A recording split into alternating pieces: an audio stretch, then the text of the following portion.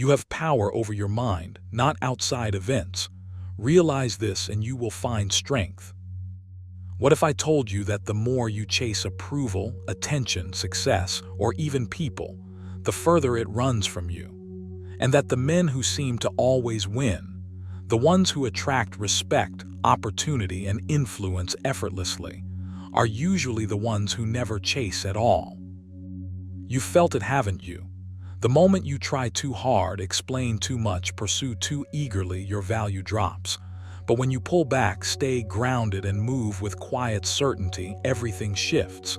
Suddenly, people lean in. Doors open. Outcomes favor you. This isn't luck. This is Stoic law in action. Stoics understood something most people never will. Chasing puts you in a position of weakness. It signals need.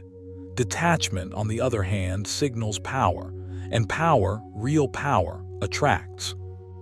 In this video, you'll discover why Stoics never chase validation, relationships, or outcomes, and why this mindset makes them unstoppable in a world addicted to approval. If you've ever felt overlooked, undervalued, or tired of trying so hard just to get results, this message is for you. Watch this video till the very end, not for motivation, but for a mindset shift that can permanently change how the world responds to you. Number 1, they refuse to beg for attention or validation. Stoics don't win because they chase harder. They win because they don't chase at all, and that distinction changes everything. The moment you stop begging for attention, approval, reassurance, or validation, your entire inner posture shifts. You stop leaking energy. You stop negotiating your worth. You stop handing other people the authority to decide how you feel about yourself. This is not indifference. This is self-command. Most people don't realize how often they plead without words. They justify, they seek reaction, they wait for replies, they scan for signs. Their calm depends on external confirmation. Stoics saw this clearly and rejected it completely. To them, chasing validation was a form of voluntary slavery. Epictetus said it plainly. If you want to be free, do not wish for others to be different. Wish to be different yourself. The Stoic doesn't adjust himself to earn approval. He adjusts his standards and lets the rest fall where it may. When you refuse to beg for attention, something uncomfortable happens first. Silence, space, uncertainty. Your old habits will itch. The impulse to reach out, explain, impress, or perform will arise. That impulse is the exact place where the work begins. Stoicism is not about suppressing desire. It's about seeing desire clearly enough that it no longer controls you. The need for validation weakens the moment you name it.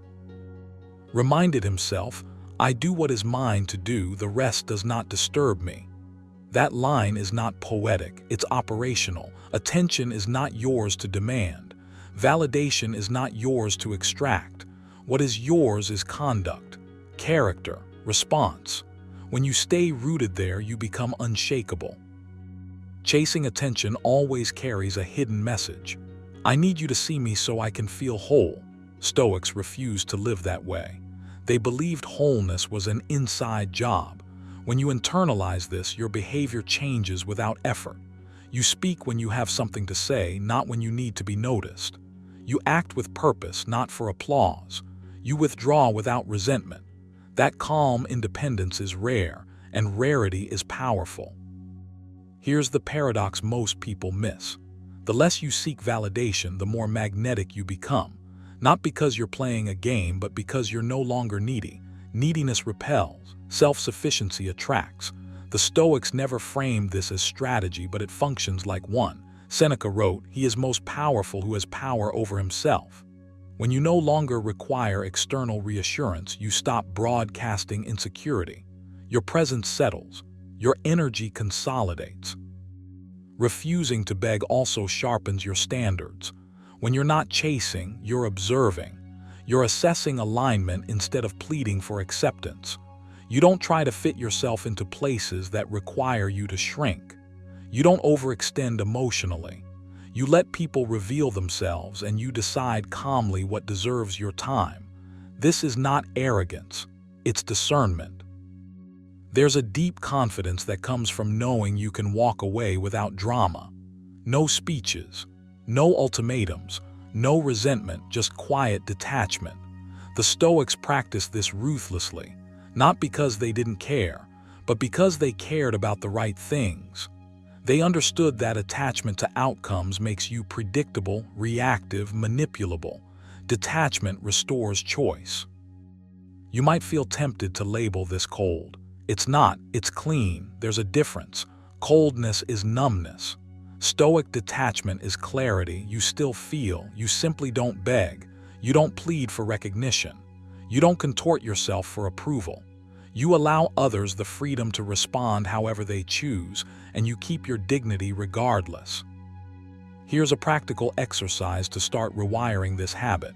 For the next few days, notice every urge to seek reassurance. Not act on it, just notice it. The urge to check, the urge to explain, the urge to be seen. Label it internally, validation seeking. Then do nothing. Let the urge rise and fall. This trains restraint. Restraint builds power. Another exercise, reduce your words. Speak slightly less than usual, especially when emotion is involved. Silence reveals who is comfortable without your effort. It also reveals how often you've been filling space to maintain connection. You're not punishing anyone, you're recalibrating yourself. Epictetus warned, if you admire someone too much, you lose your balance. Chasing attention is admiration turned outward and inverted. You place others above yourself and then scramble for scraps of approval. Stoicism reverses this. You place your values above reactions. You keep your balance. Over time, this refusal to beg produces a noticeable shift. You stop feeling anxious when attention fades. You stop interpreting silence as rejection. You stop needing to be chosen. Instead, you choose, calmly, selectively, without urgency. That inner stability is what people sense, even if they can't name it. Winning in the Stoic sense is not about conquest, it's about sovereignty. When you are no longer ruled by the desire to be validated, you reclaim your center. You become harder to manipulate, harder to unsettle, harder to ignore. Not because you demand respect, but because you embody it. Wrote the tranquility that comes when you stop caring what they say, or think, or do. That tranquility is not apathy, it's freedom, and freedom is the ultimate advantage. So stop chasing, not as a tactic, as a principle. Practice withholding your neediness. Practice sitting with uncertainty. Practice letting others come to you or not. Your job is not to be seen. Your job is to be solid. Do this consistently and something remarkable happens. You always win, not because others lose, but because you never give away the one thing that matters most: command over yourself. Number 2, they focus on self-mastery, not persuasion. Chasing is exhausting because it places your peace in someone else's hands. The Stoics understood this instinctively. They saw that the moment you try to persuade, impress, or convince, you've already surrendered leverage. You're reacting instead of directing. You're adjusting yourself to be chosen rather than choosing who you become. That's why Stoics never chased, and why they always seemed to win without trying. Their attention wasn't outward, it was inward. They focused on self-mastery, not persuasion. Persuasion is fragile. It depends on timing, mood, appetite, and approval.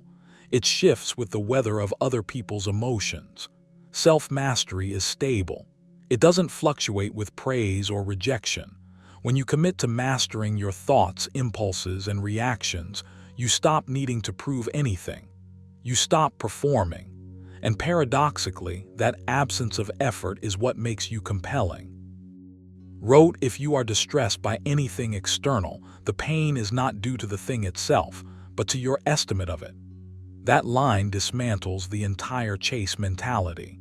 Chasing is rooted in the belief that something outside you completes you, validates you, or secures your worth.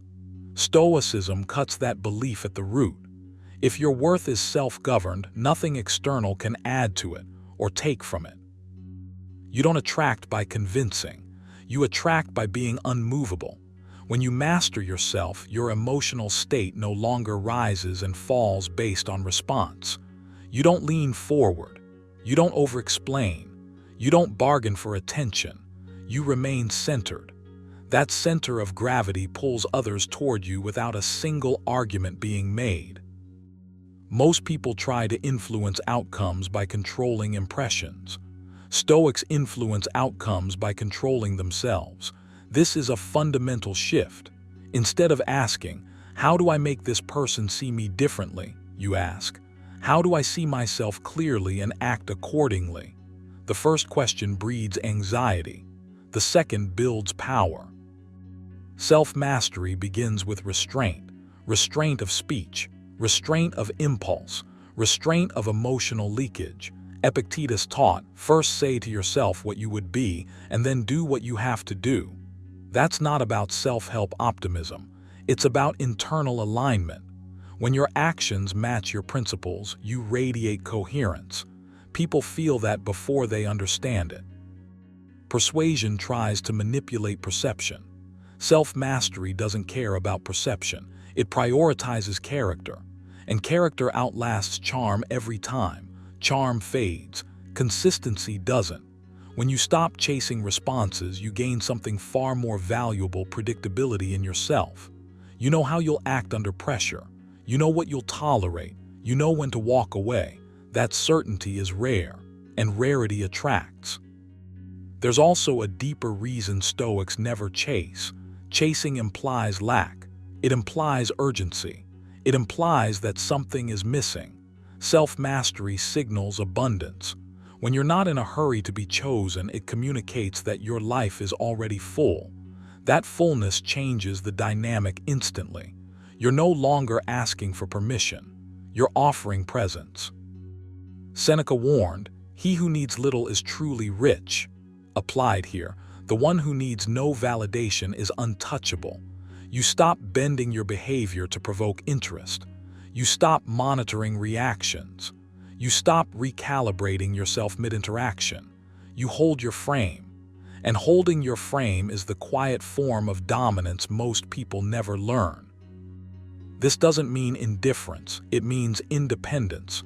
You can care deeply without clinging. You can be open without chasing. Self-mastery teaches you to respond instead of react. When something aligns, you move toward it calmly. When it doesn't, you let it pass without bitterness. That emotional discipline is magnetic. Here's a practical exercise to start rewiring this habit. For the next 7 days, notice every impulse to explain yourself unnecessarily. Every urge to clarify, justify, or persuade. Don't suppress it, just notice it. Then choose silence instead. Not coldness, calmness. You're training yourself to sit in certainty without external reinforcement. Another exercise. Each morning, remind yourself of what is fully under your control today. Your effort, your tone, your boundaries, your attention. Then remind yourself of what isn't: outcomes, opinions, responses. This separation alone dissolves the urge to chase. You stop negotiating with the uncontrollable. When you master yourself, rejection loses its sting. Not because you don't care, but because you don't collapse. You don't scramble to fix it. You don't reinterpret yourself as the problem. You accept information and adjust course. That steadiness is rare in a world addicted to validation. Stoics didn't measure success by conquest. They measured it by composure. Wrote, "The happiness of your life depends upon the quality of your thoughts." If your thoughts are disciplined, your behavior follows. And when your behavior is grounded, you stop needing persuasion as a tool. You simply are. People sense this. They feel when someone isn't trying to extract something from them. No agenda, no hunger, no chase, just presence. That absence of pressure creates space, and in that space, interest often grows naturally. Self-mastery also sharpens your standards. When you're not chasing, you observe more. You evaluate alignment instead of opportunity. You stop asking, "How do I get this?" and start asking, "Does this deserve me?" That inversion changes everything. You move from seeker to selector. This is why Stoics always seem to win without chasing. Their victory isn't in outcomes, it's in position. They are never beneath the moment, never frantic, never dependent. They stand upright internally, regardless of what unfolds externally. If you want to adopt this way of being, stop practicing persuasion and start practicing discipline. Discipline of thought, discipline of response, discipline of desire, not repression, direction. Desire guided by reason instead of impulse. Epictetus said it plainly, "No man is free who is not master of himself." Freedom is what makes you attractive. Freedom from needing approval. Freedom from forcing outcomes. Freedom from chasing what doesn't move toward you willingly. So take action now. Choose one area of your life where you've been trying to persuade instead of improve. Redirect that energy inward. Build strength. Build clarity. Build restraint. Watch what happens, not because you chase results, but because results tend to orbit those who are already whole. That is the Stoic advantage. Self-mastery over persuasion, always. Number 3, they let actions speak instead of promises. Chasing is loud. It announces hunger. It tries to negotiate desire into existence with words, explanations, timelines, promises. Stoics never play that game, not because they are cold or detached, but because they understand a deeper law of human nature. What must be explained is already weakened. What must be promised is already uncertain. What is real moves on its own weight. So they let action speak, quietly, consistently, without fanfare. And that silence does more persuasion than any vow ever could. You live in a world addicted to declarations. People swear they will change. They announce what they're about to do. They talk themselves into feeling productive. But Stoicism cuts through that noise with something sharper than speech, discipline. Warned himself, waste no more time arguing what a good man should be one. That line isn't poetic, it's surgical. It removes the need to convince anyone of anything, including yourself. Promises are attempts to control the future with language. Actions are commitments made in the present. The Stoic understands this difference intuitively. You don't chase because chasing assumes lack. You don't promise because promising assumes doubt. You act because action is the only thing fully under your control. Everything else, how it's received, how it's interpreted, whether it's rewarded, belongs to fate. This is why Stoics appear calm when others are frantic. While others explain themselves, Stoics simplify themselves.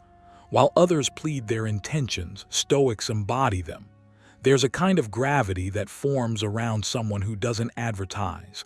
People lean in. Attention follows restraint. Respect follows consistency. Epictetus said, "First say to yourself what you would be, and then do what you have to do." Notice the order. Identity first, action second. No audience required, no announcement necessary. When you live this way, you stop needing validation as fuel. Your behavior becomes the message, and messages delivered through action are harder to ignore and impossible to argue with. Promises create pressure. They bind you to outcomes you don't fully control. They invite judgment. They give others leverage over your inner state. Actions, on the other hand, create momentum. They don't ask for permission. They don't beg for belief. They accumulate quietly until results speak on your behalf. This is why Stoics never chase. Chasing reverses polarity. It puts your peace in someone else's hands. It turns desire into a performance. When you stop promising and start doing, you reclaim center. You become self-directed. Others feel that shift instantly, even if they can't articulate it. There is also dignity in this restraint. Seneca wrote, "He is most powerful who has power over himself." Self-control isn't dramatic. It's subtle. It shows up as fewer words and firmer habits, as less explanation and more follow-through. You don't need to say you're reliable when reliability is visible. You don't need to state your values when your behavior reveals them daily. Letting actions speak requires patience. That's where most people fail. They want immediate recognition, immediate reassurance, immediate confirmation that their effort is noticed. Stoics are willing to delay that gratification because they're not performing for applause. They're building alignment between thought and behavior. That alignment is stabilizing. It keeps you grounded even when no one is watching. There's also freedom here. When you stop making promises, you stop overcommitting. You stop negotiating against your own limits. You act within your capacity instead of talking beyond it. This reduces inner friction, less guilt, less anxiety, less self-betrayal. Here's a practical exercise you can start immediately. For the next 7 days, remove all future-oriented declarations from your language. No, I will. No, I'm going to. Replace them with action taken silently. If something matters, let it show up in what you do, not what you announce. Observe how this changes your internal state. You'll feel quieter, more centered, less reactive. Another exercise, at the end of the day, review what you did, not what you intended. Ask yourself where your actions aligned with your standards and where they didn't. Don't excuse. Don't dramatize, just adjust. This is Stoic calibration. Small corrections done daily outperform grand promises made once. You may notice resistance at first. The urge to explain yourself, to clarify intentions, to justify delays. That urge is the old habit of chasing approval. Let it pass. As reminded himself, if it is not right, do not do it. If it is not true, do not say it. Silence is not absence. Silence is precision. When actions speak, they speak slowly, but they echo longer. They create trust without persuasion. They command respect without demand. This is why Stoics always seem to win without chasing. They aren't trying to win people over. They're trying to live correctly, and correctness has a gravitational pull. You don't need to convince anyone of your worth. You need to align your behavior with your values and let time do the rest. Time is the ultimate auditor. It exposes empty promises and amplifies quiet discipline. Adopt this habit deliberately. Speak less. Do more. Let discomfort refine you instead of pushing you to perform. Over time, you'll notice something profound. You stop feeling the urge to chase at all. You're no longer trying to be chosen. You're choosing how you show up. That's the Stoic advantage. Not manipulation, not strategy, mastery. And mastery doesn't announce itself. It moves, consistently, calmly, relentlessly. Number 4, they remain calm when others become desperate. Desperation is loud. Calm is quiet. And in a world addicted to noise, the quiet presence almost always wins. Stoics understood this deeply. They saw that the moment you start chasing, you've already surrendered your position. You've announced that something outside of you controls your emotional state. And once that happens, your power leaks away without resistance. This is why Stoics never rush, never grasp, never beg outcomes to cooperate. They stay calm while others unravel, and that calm becomes their advantage. You can feel the difference instantly. Desperation tightens the body, narrows perception, speeds up speech, and clouds judgment. Calm does the opposite. It opens space, it slows the breath, it restores perspective. Wrote, "You have power over your mind, not outside events. Realize this and you will find strength." That strength isn't theatrical. It doesn't announce itself. It shows up as composure when pressure mounts, as steadiness when urgency tempts you to abandon your standards. When others become desperate, they start negotiating with their values. They say things they wouldn't normally say. They promise what they can't sustain. They act quickly to avoid discomfort rather than acting wisely to preserve dignity. You don't need to judge this. You just need to notice it. Desperation creates imbalance.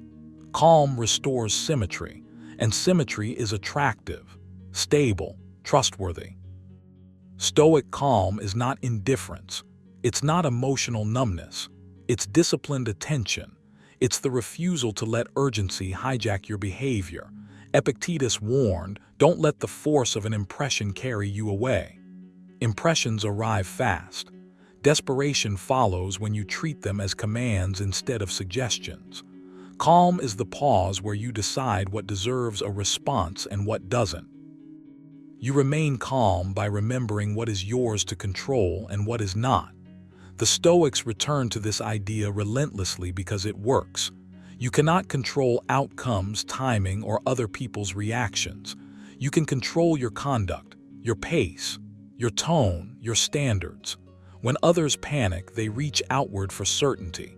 When you stay calm, you anchor inward. That contrast is powerful. There is also a psychological edge here. Desperation signals scarcity. Calm signals sufficiency. When you act as though you are already whole, already grounded, already enough, you remove the pressure from the moment. Pressure repels. Presence attracts. You don't chase because you don't need to. You choose. Seneca wrote, "He is most powerful who has power over himself." Self-mastery looks like restraint under stress. It looks like silence when others overshare. It looks like patience when others rush to close the gap. Calm is not passive. It is an active refusal to be rushed into misalignment. This is where winning quietly happens, not through dominance, not through manipulation, but through consistency. When desperation enters a room, it distorts everything. It makes small things feel urgent and urgent things feel catastrophic. Calm cuts through that fog. It brings proportion back, and proportion is clarity. You might think calm is something you either have or you don't. It's not. It's trained, built through repetition. The habit begins with noticing your internal speed.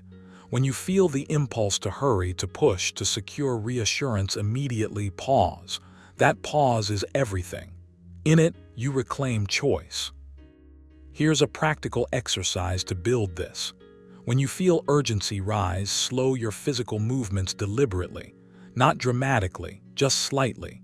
Breathe through the nose, relax the jaw, drop the shoulders. The body leads the mind. By calming the body, you interrupt the spiral before it gains momentum. This is Stoic practice in real time. Another exercise is negative rehearsal, a technique the Stoics used often. Briefly imagine not getting what you want, not as punishment, but as preparation. When you realize you can survive the absence of an outcome, desperation loses its grip.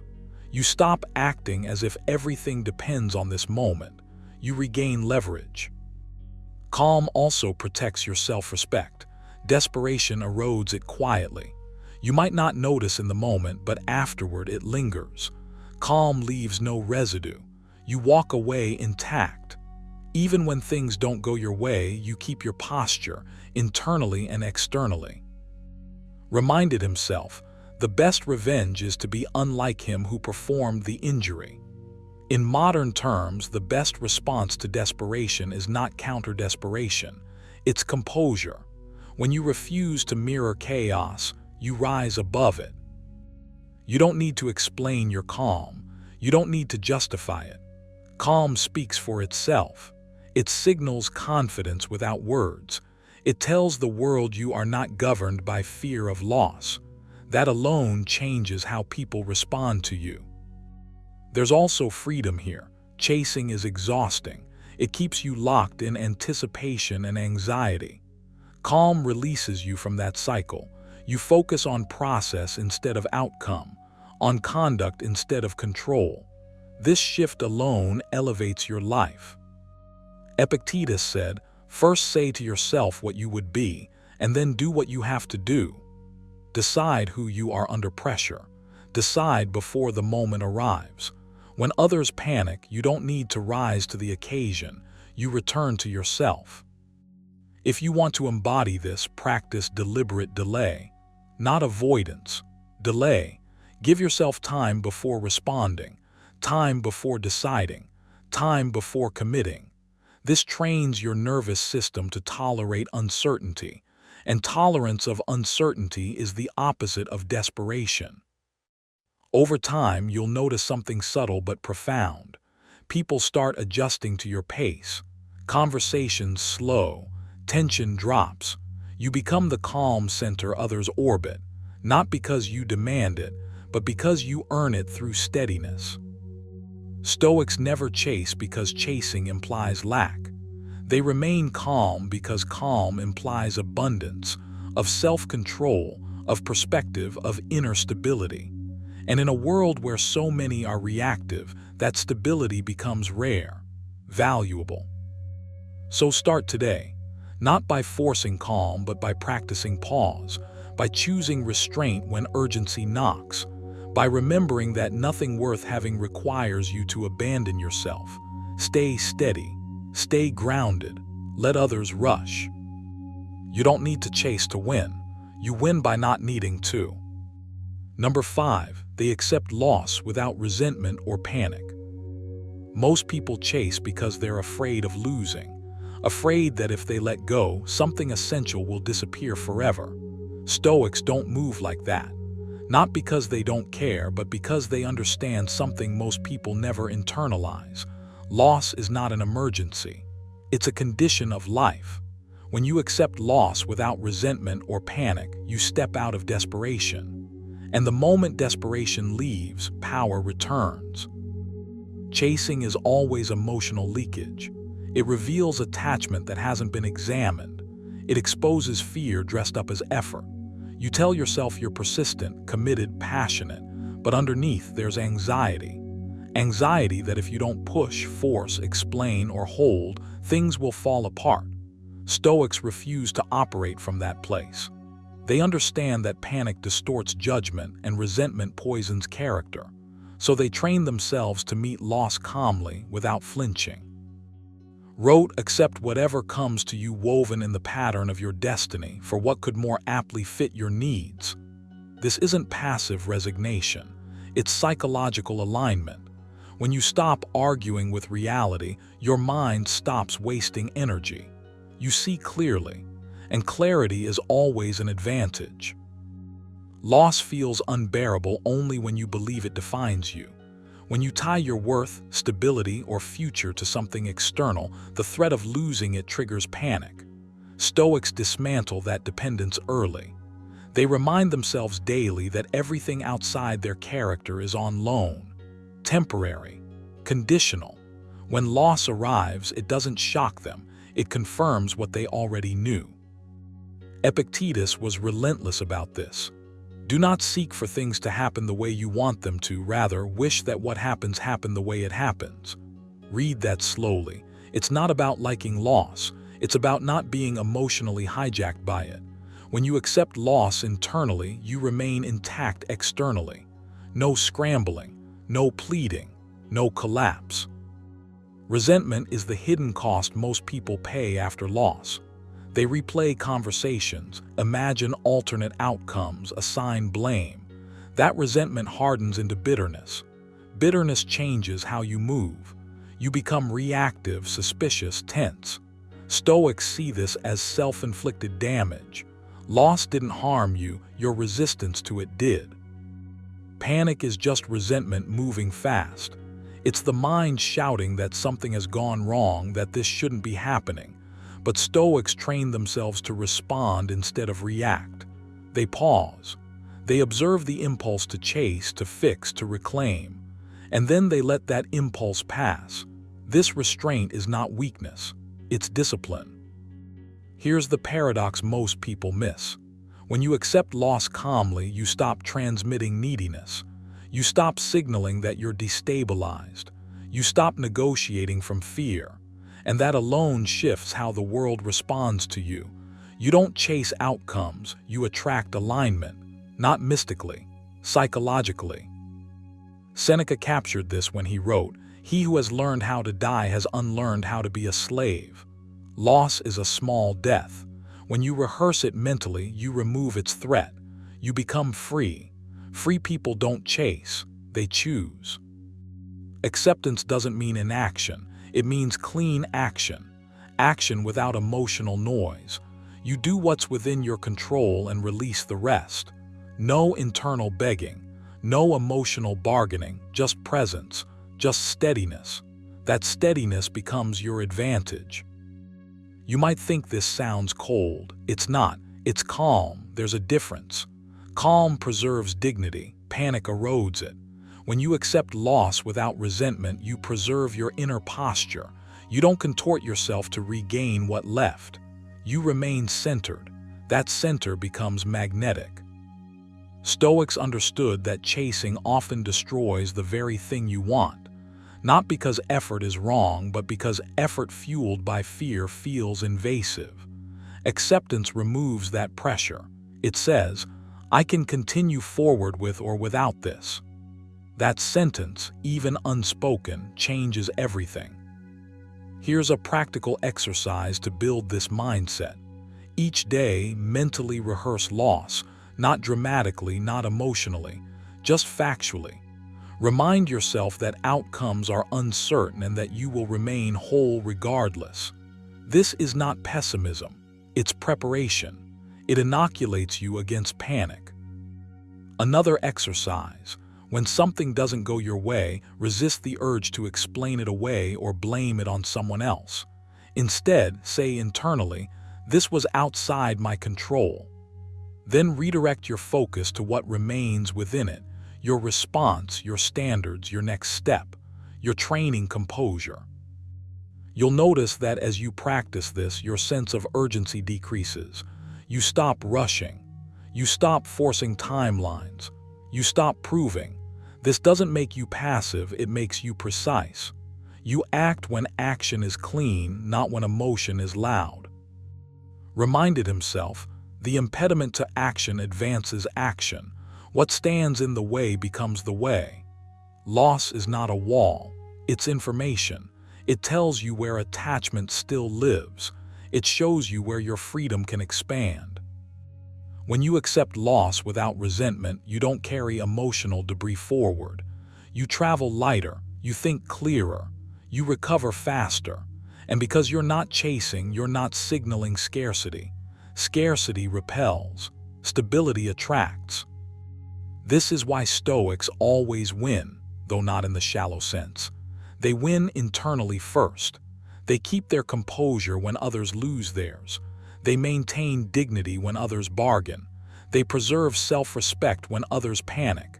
That inner victory compounds. Make this a daily discipline. Notice where you're tempted to chase. Pause, breathe. Remind yourself that you were whole before this and you will be whole after it. Let the urge pass. Then act deliberately or don't act at all. Over time, something profound happens. You stop fearing loss. And when fear disappears, chasing becomes unnecessary. You move with quiet confidence. You stop grasping. You start choosing. That is the Stoic edge. Acceptance without resentment. Calm without collapse. And from that place, you don't need to chase anything because you're no longer running from yourself. Number 6, they never compete for what isn't aligned. Chasing is exhausting because it assumes scarcity. It assumes that if you don't run faster, push harder, or prove more, you'll be left behind. Stoics saw this clearly. They understood that most competition is not about excellence, it's about insecurity. And so they stepped out of it. Not because they feared losing, but because they refused to fight battles that had nothing to do with who they were becoming. They never competed for what wasn't aligned, and that single decision quietly tilted the odds in their favor. Alignment is a word people use casually, but Stoics treated it as a filter for sanity. If something demanded that you betray your values, distort your character, or abandon self-respect just to obtain it, it was already too expensive. Reminded himself, if it is not right, do not do it. If it is not true, do not say it. Notice how simple that is. No negotiation, no rationalization.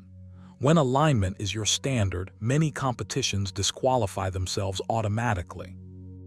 Most people chase because they're comparing. They look sideways instead of inward. They measure progress by proximity to others rather than fidelity to their own principles. That's why competition becomes frantic. You're not moving towards something meaningful. You're running away from the discomfort of being outpaced. Stoics opted out of this entirely. They competed only with their former selves because that was the only contest that produced growth instead of anxiety. This doesn't mean Stoics lacked ambition. It means their ambition was precise.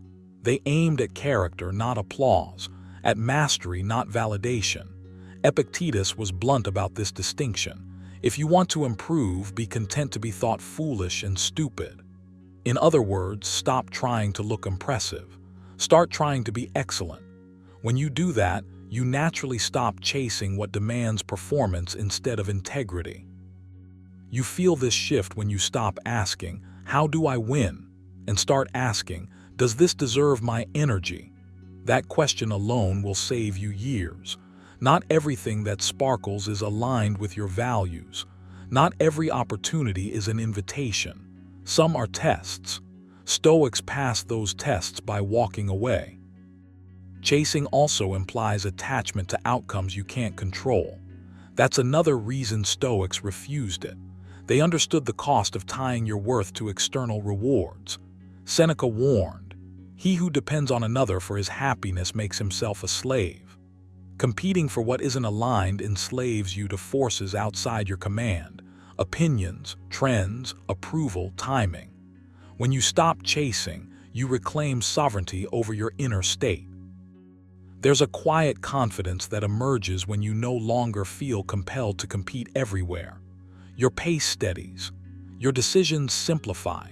You don't need to rush because you're not afraid of missing out on what was never meant for you. This calm is not passive. It's grounded.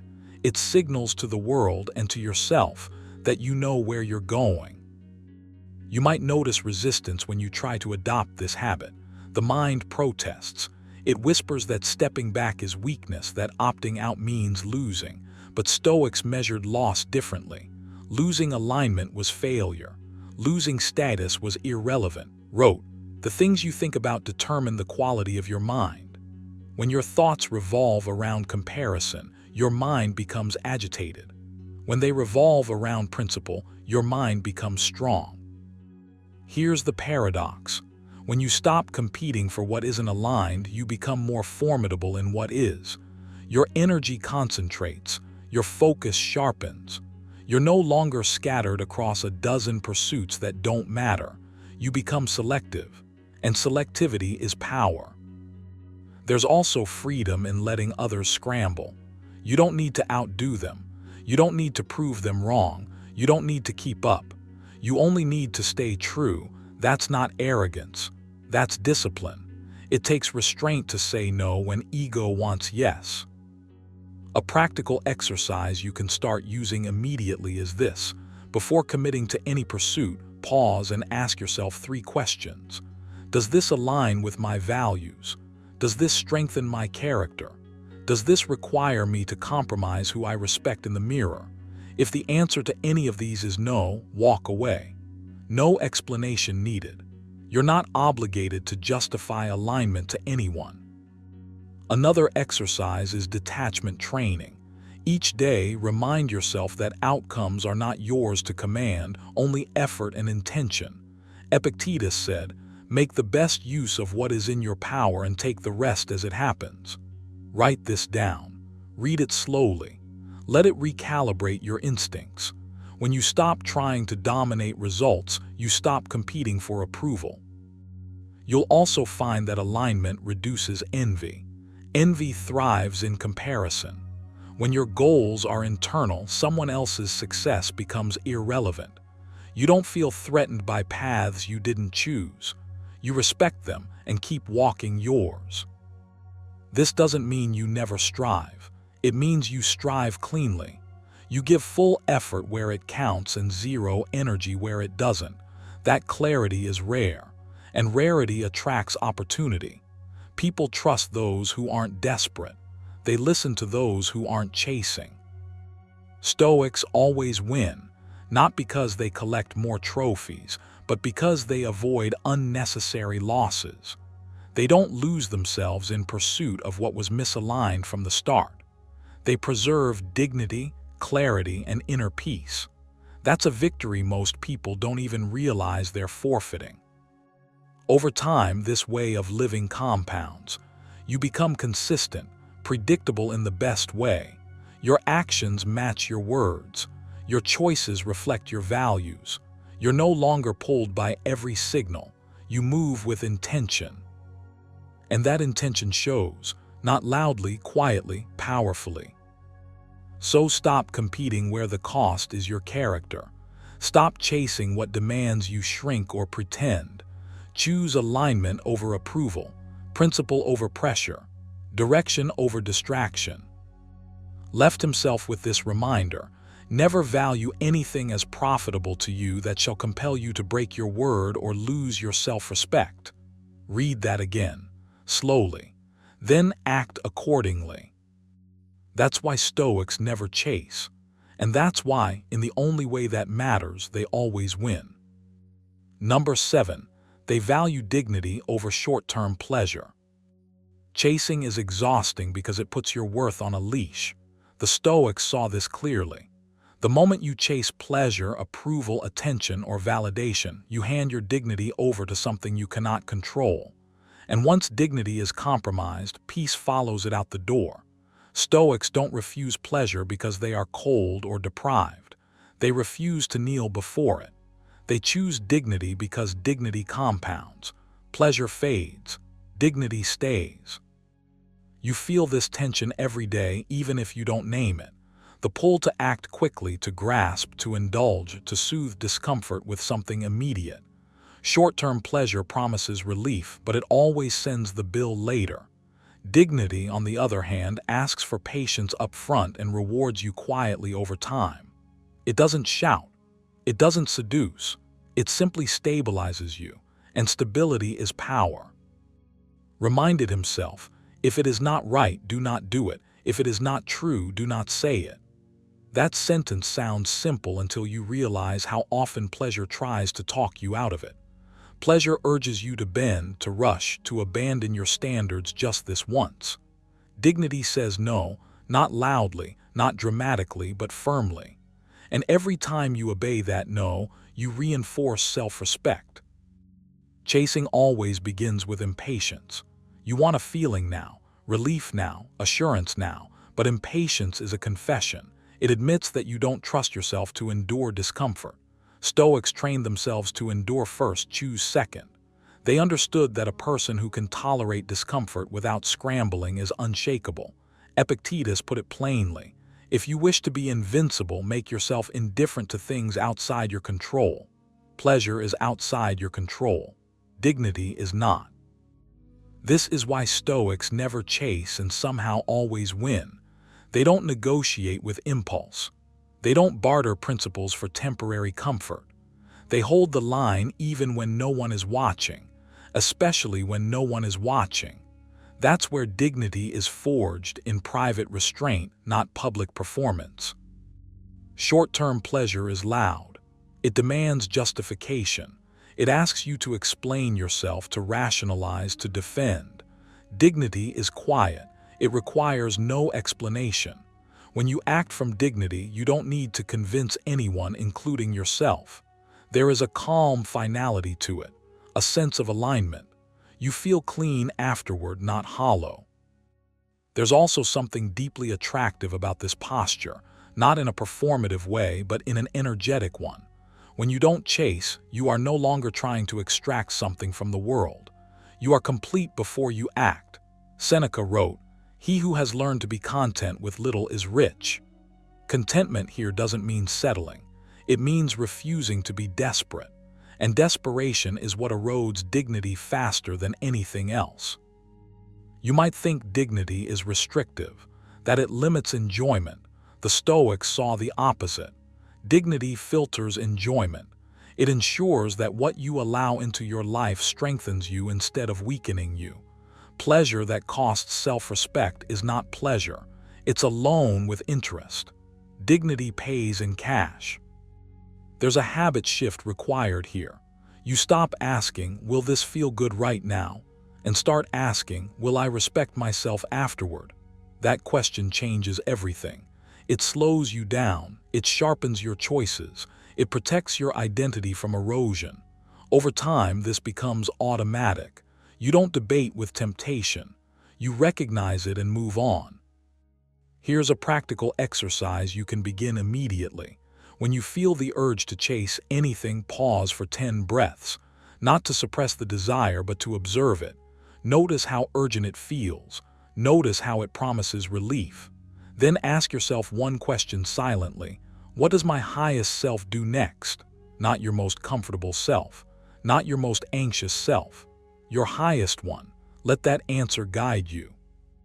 Another exercise is voluntary restraint. Choose one small pleasure each day and delay it deliberately. Not forever. Just long enough to prove to yourself that you are not ruled by impulse. This trains dignity the way resistance trains muscle. You're not punishing yourself. You're strengthening choice. You'll notice something subtle as you practice this. The intensity of desire weakens, not because life becomes dull, but because your nervous system stops panicking. You're no longer reacting. You're deciding, and decision is freedom. The Stoics never believed that pleasure was evil. They believed slavery to pleasure was. Wrote, "You have power over your mind, not outside events. Realize this and you will find strength." Dignity is that power expressed in action. It's saying, I can want this and still walk away. That ability changes how you carry yourself, how you speak, how you wait. When you stop chasing, you reclaim time. You reclaim energy. You reclaim identity. You stop living in reaction and start living in alignment. And alignment feels like winning, even before outcomes appear. Make dignity your filter, not occasionally, daily, before choices, before words, before commitments. Let pleasure pass through it, not around it. Over time, you'll notice that what remains in your life feels cleaner, steadier, more satisfying. Not because you took more, but because you demanded more of yourself. That's why Stoics never chase. They don't need to. They stand still in their principles and life adjusts around them. Not magically, not instantly, but inevitably. Number 8, they attract by absence, not pursuit. Chasing is loud, it leaks urgency, it broadcasts hunger. And the Stoics understood something that most people learn only after years of exhaustion. The moment you chase, you hand over your power. You announce that the outcome owns you. That's why Stoics don't pursue in the way the world expects. They attract by absence, not pursuit. Not because they are passive, not because they are indifferent, but because they are anchored. You've been taught that effort equals value, that wanting something intensely proves sincerity, that proximity creates attachment. The Stoic path cuts straight through that illusion. Desire, when unmanaged, destabilizes you. It bends your behavior, it sharpens your tone, it clouds your judgment, and people can feel that imbalance long before you speak. Absence, on the other hand, signals self-sufficiency. It communicates that you are already full, already grounded, already whole. That signal is powerful. Reminded himself, if you seek tranquility, do less. That doesn't mean do nothing. It means stop overreaching. Stop forcing outcomes. Stop leaning forward emotionally before life has invited you. When you withdraw the need to chase, something shifts internally. Your nervous system calms. Your attention returns to what you can actually control. And paradoxically, that calm becomes attractive. Absence is not withdrawal born of fear. It's restraint born of strength. When you are not constantly trying to secure an outcome, you move differently. You listen more than you explain. You respond instead of react. You give space without anxiety. That space does something important. It allows others to feel their own desire instead of responding to yours. Pursuit pressures. Absence invites. The Stoics never begged reality to bend. They aligned themselves with it. Epictetus said, "Don't seek for things to happen as you wish, but wish for things to happen as they do." This is not resignation. It's power. When you are not attached to how something must unfold, you stop grasping. And when you stop grasping, you stop repelling. Chasing often disguises itself as effort, but underneath it is fear. Fear of loss, fear of being overlooked, fear of insignificance. Absence exposes none of that. Absence communicates trust, trust in yourself, trust in timing, trust in the fact that what is meant to align does not require force. You become steady, unrushed, unneedy. That steadiness is rare, and rarity attracts. Notice how often your impulse to chase is really an impulse to control perception, to be seen a certain way, to be chosen, to be validated. The Stoic response is different. You choose yourself first. You validate your own standards. You anchor your worth internally. Seneca warned, "He who depends on another for happiness makes himself a slave." Chasing is dependency in motion. Absence is freedom embodied. This doesn't mean you disappear or play games. Stoic absence is not manipulation, it's alignment. You show up fully when you choose to show up. And when you don't, you are at peace with that too. Your presence becomes intentional instead of compulsive. People feel the difference. They sense that you are not trying to extract something from the interaction. You're offering yourself without attachment. There's a quiet discipline required here. You must tolerate uncertainty without scrambling to close it. You must sit with desire without obeying it. This is training. The Stoics believed desire itself was not the problem. Unexamined desire was. When you let desire run unchecked, it drags you forward.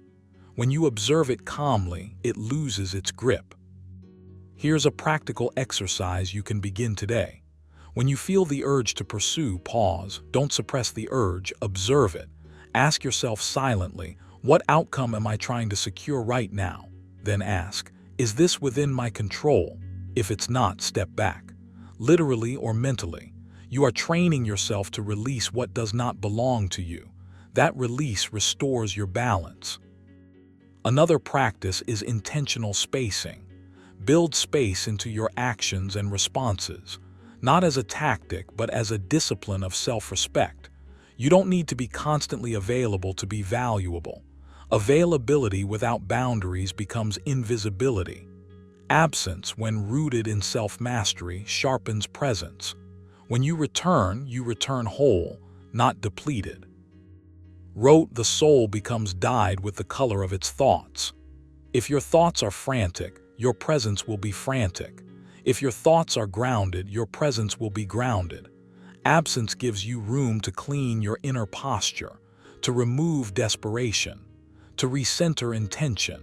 From that place, attraction happens naturally, not because you engineered it, but because you stopped interfering with it. Winning in Stoic terms is not possession, it's self-command. When you don't chase, you retain dignity, you retain choice, you retain peace, and peace is magnetic. People are drawn to those who are not trying to prove, persuade, or pressure. They feel safe around someone who is not leaning on them for fulfillment. This path requires courage. It's easier to chase than to stand still, easier to pursue than to trust. But the Stoics chose the harder discipline because it produced freedom. Epictetus said, "First say to yourself what you would be, and then do what you have to do." Decide who you are, someone who is whole, someone who is grounded, someone who does not beg reality for validation. Then act from that identity. Absence is not emptiness, it's fullness with boundaries. It tells the world, I am here by choice, not by need. When you live this way, outcomes stop defining you. You stop measuring yourself by response or reward, and that inner stability becomes unmistakable. Adopt this habit slowly. Don't force it. Practice pausing. Practice stepping back. Practice letting silence exist without filling it. Over time, you'll notice something profound. You feel lighter, less tense, more centered, and without trying, you start attracting what once felt out of reach. That is why Stoics never chase, not because they lack desire, but because they have mastered it, and in mastering themselves, they stop losing. Number 9, they stay rooted in purpose, not outcomes. Chasing is exhausting because it ties your peace to something you can't fully control. Outcomes shift, people change, circumstances twist without warning. The Stoics saw this clearly, and that's why they refused to build their lives around results. They anchored themselves in purpose instead, not because outcomes don't matter, but because obsession with them weakens you. When you stay rooted in purpose, you move with intention rather than anxiety. You act because it's right, aligned, and chosen, not because you're desperate for a specific reward. Most people live backwards. They start with the result and then contort themselves trying to force reality to comply. When the outcome slips, so does their composure. Their confidence rises and falls based on feedback, timing, or approval. That's chasing, and chasing always leaks power. The Stoic path flips this entirely. You commit to who you are and how you act, regardless of what the external world hands back to you. You don't withdraw effort, you withdraw attachment. Wrote, you have power over your mind, not outside events. Realize this and you will find strength. That sentence alone dismantles the chasing instinct. Purpose lives inside your control. Outcomes do not. When you align yourself with purpose, your sense of direction becomes internal. You wake up knowing what kind of person you intend to be, not what you hope to extract from the day. That shift is subtle, but it's everything. Purpose steadies you. It gives you a spine when results are delayed, distorted, or without it, you start negotiating with yourself. You compromise standards to get quicker returns. You bend values to secure approval. You rush. Purpose removes that urgency. You move when it's time. You speak when it's necessary. You act because it aligns, not because you're trying to secure a reaction. This is why Stoics never chase. Chasing implies lack. It implies you need something external to validate your movement. Purpose implies sufficiency. It says, I act from fullness, not hunger. That energy is unmistakable. People feel it. Situations respond to it. Not because you're manipulating anything, but because grounded presence changes the dynamic of every interaction. Epictetus was relentless on this point. Don't demand that things happen as you wish, but wish that they happen as they do happen, and you will go on well. This isn't passivity, it's precision. You still act, you still pursue goals, but your emotional equilibrium no longer depends on the finish line. You give your best effort, then release the result. That release is not resignation, it's sovereignty. When you're outcome-focused, every delay feels like failure. Every obstacle feels personal. You start overreaching. Purpose removes that noise. You measure success by alignment, not applause, by integrity, not immediacy. You become harder to shake because your sense of progress is internal. You know when you've shown up fully, regardless of what came back. There's a quiet paradox here. The less you chase outcomes, the more often they arrive. Not because you're gaming the system, but because you're no longer broadcasting need. Need repels, purpose attracts. When you stop trying to force a result, your actions become cleaner, calmer, and more precise. You make better decisions because fear is no longer steering the wheel. This also changes how you handle uncertainty. When outcomes are your anchor, uncertainty feels threatening. When purpose is your anchor, uncertainty becomes navigable. You're not lost just because the map isn't clear. You know your direction even if the terrain shifts. That's real confidence, not bravado, not optimism, but steadiness. Here's a practical exercise you can start using immediately.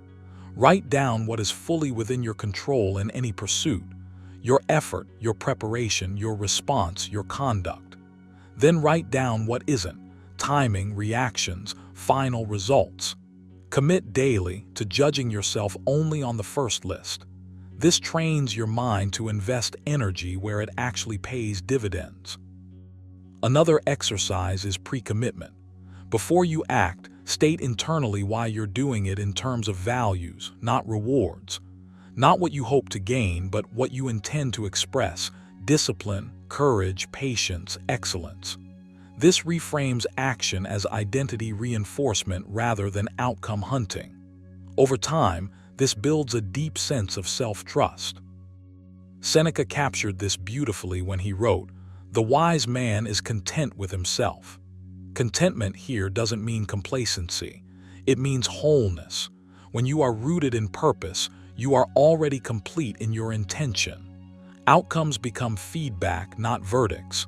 You learn from them without being defined by them. This is why Stoics always win. Not because they always get what they want, but because they never lose themselves in the process. Even when outcomes disappoint, their character remains intact. Their direction remains clear. Their peace remains unbroken. That's a kind of winning most people never experience because they've tied their worth to results they can't command. You'll notice that when you stop chasing, patience grows naturally. You're no longer in a rush to extract meaning from external validation. You let things unfold. You allow space. And in that space, your actions gain weight. You're not scrambling, you're selecting. There's discipline required here. The world constantly pressures you to measure yourself by metrics, milestones, and visible wins. The Stoic practice is to resist that pull daily, to return again and again to intention, to ask, did I act in accordance with my principles today? That question alone recalibrates everything. Make this a habit. Each morning, set a purpose-based intention. Each evening, review your alignment with it, not your results, your alignment. This is how you build a life that feels solid from the inside out. This is how you stop chasing without stopping progress. When you live this way, outcomes lose their grip on you. And ironically, that's when you become most effective.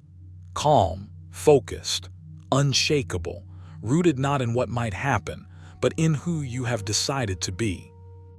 Number 10, they walk away the moment self-respect is threatened. Stoics never chase because they understand something most people learn too late.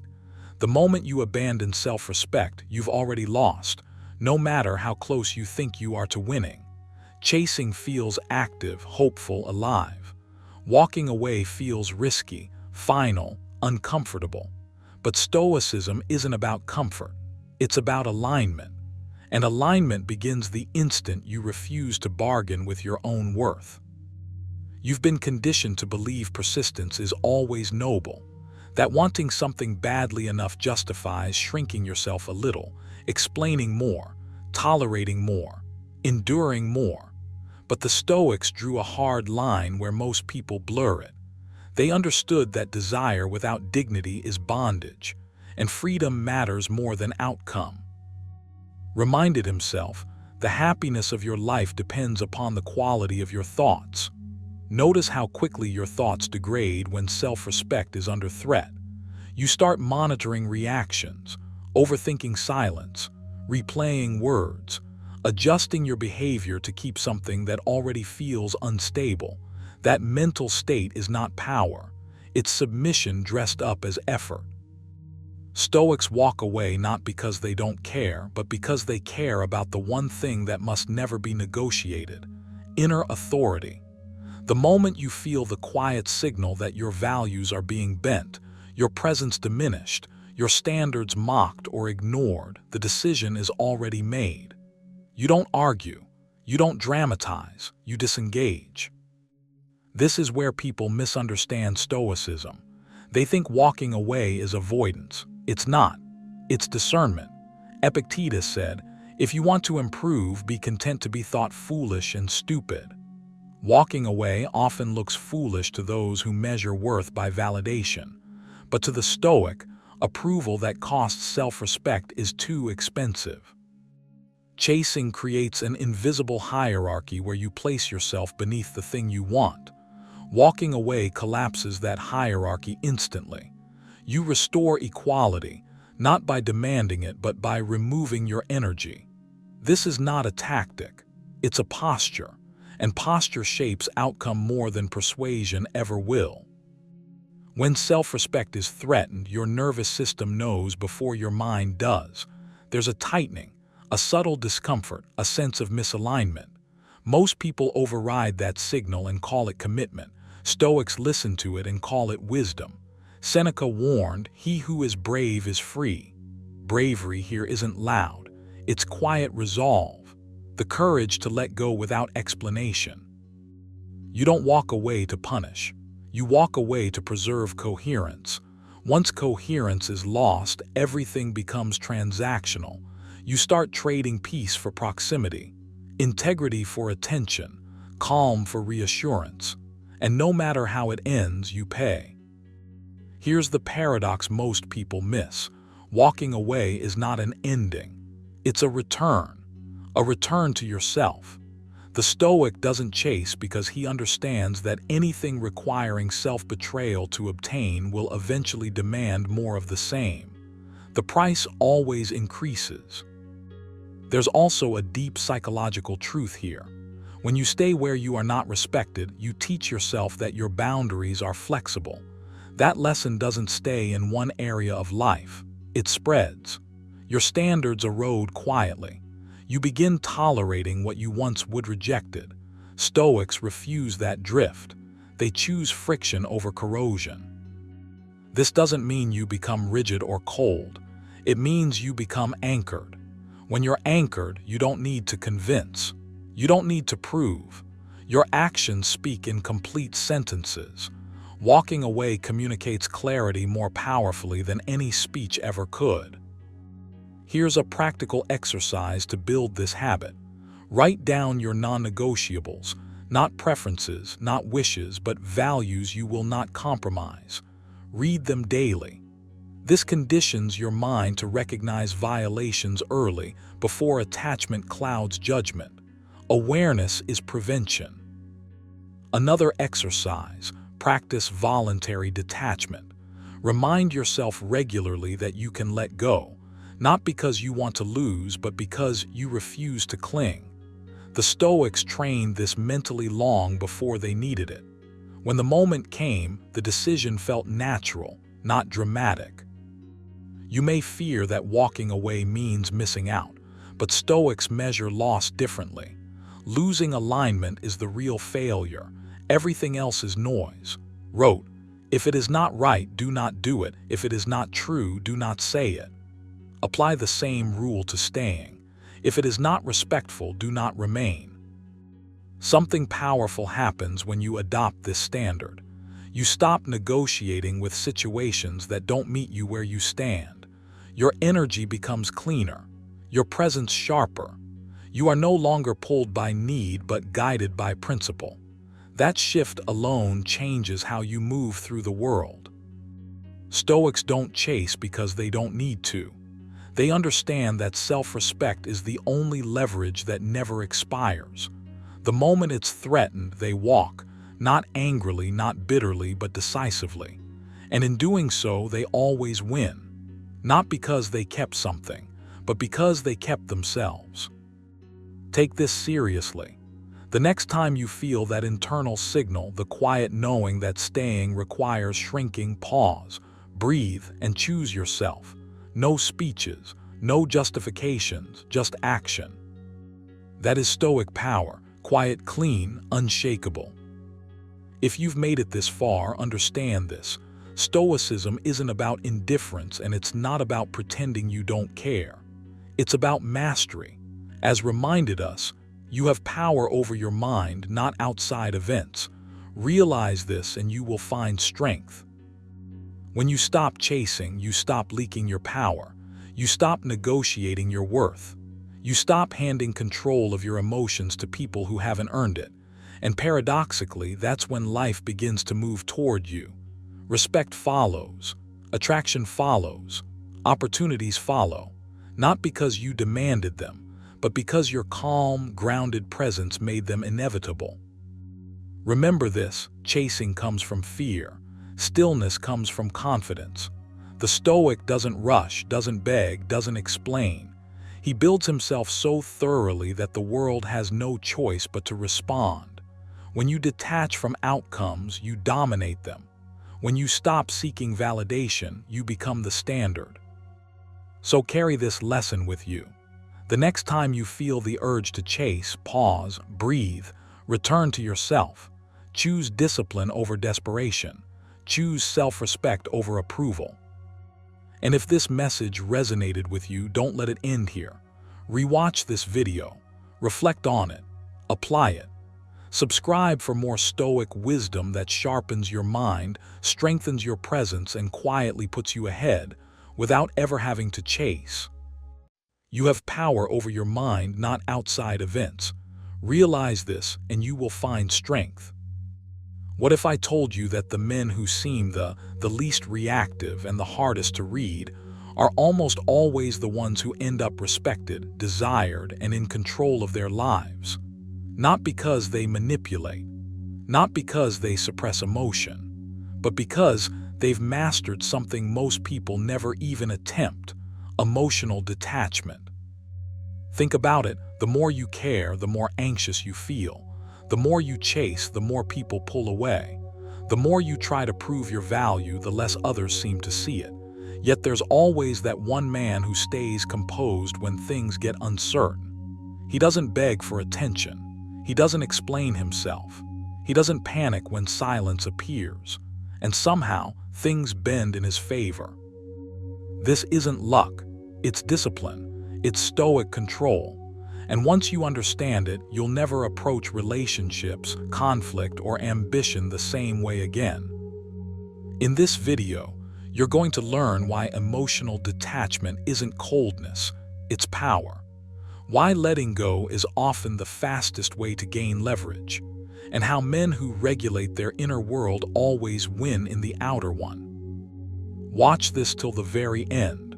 The final insight ties everything together, and missing it means missing the entire point. Number 1, they control their reactions instead of chasing outcomes. Emotionally detached men don't win because they're cold, distant, or uninterested. They win because they've learned a lesson most people never truly absorb. You don't control outcomes, you only control yourself. And the moment you stop confusing effort with obsession, discipline with desperation, something inside you stabilizes. You stop leaking energy. You stop reacting blindly. You stop handing your power to circumstances, people, and results that were never yours to command in the first place. As Epictetus put it with brutal clarity, some things are up to us and some things are not. That single distinction, once lived rather than merely understood, separates the grounded from the restless. When you chase outcomes, you become dependent on them. Your mood rises and falls with results. Your confidence becomes conditional. You start performing for rewards rather than acting from principle. Stoicism calls this a trap of externals. The emotionally detached man steps out of that trap. He doesn't disengage from life. He engages correctly. He puts his attention where it actually belongs, on his responses, his conduct, his inner order. That shift alone makes him calmer, sharper, and far harder to shake. You can feel the difference immediately when you begin practicing this. Instead of rushing mentally toward what will happen, you anchor yourself in how will I respond. The first question breeds anxiety. The second builds strength. Reminded himself daily, you have power over your mind, not outside events. Realize this and you will find strength. This isn't poetic comfort, it's operational wisdom. When you internalize it, your nervous system relaxes. You stop trying to force life to cooperate. You start cooperating with reality. Emotionally detached men don't suppress emotions, they regulate them. There's a difference and it matters. Suppression creates pressure. Regulation creates clarity. When you stop reacting impulsively, you create a pause between stimulus and response. In that pause lives choice, and choice is where dignity is forged. Most people never access that space. They're too busy chasing outcomes, approval, attention, reassurance, certainty. You step ahead the moment you stop needing those things to feel steady. This detachment changes how you move through challenges. You no longer treat every situation as a verdict on your worth. You stop personalizing uncertainty. You stop bargaining with fate. Instead, you adopt a quiet confidence rooted in preparation and restraint. Seneca warned, "He suffers more than necessary who suffers before it is necessary." Outcome chasing is pre-suffering. Reaction control is freedom. Here, where the winning actually happens, though it's rarely visible in the moment. When you're not attached to outcomes, your actions become cleaner. You speak without tension. You decide without urgency. You walk away without resentment. People feel this immediately, not because you demand respect, but because you don't beg for resolution. Emotional self-control signals abundance. Chasing outcomes signals scarcity. You don't need to announce this. It shows itself in how little you're rattled. To practice this, start with a simple daily discipline, outcome fasting. For one interaction a day, consciously release the need for a specific result, not mentally, verbally. Say to yourself, "My job is my conduct, not the conclusion." Then focus entirely on staying composed, present, and deliberate. Notice how your body responds when you remove expectation. Notice the calm that replaces tension. This is training, not theory. Another exercise is reaction rehearsal. Each morning, remind yourself that friction will appear. Disagreement will arise. Delays will happen. Resistance is guaranteed. Prepared himself this way. Today I shall meet with interference, ingratitude, insolence, disloyalty, not to become bitter, but to remain unshaken. When you anticipate difficulty without dramatizing it, you stop being surprised by it. Surprises steal composure. Preparation preserves it. As you practice controlling reactions instead of chasing outcomes, you'll notice something else. You become harder to manipulate. When outcomes no longer dictate your emotional state, pressure loses its leverage. Urgency stops working on you. Provocation falls flat. You're no longer pulled into emotional contracts you never agreed to. This isn't detachment from people, it's detachment from emotional dependency. Over time, your identity shifts. You stop seeing yourself as someone who must get things to feel okay. You become someone who is okay regardless of what happens.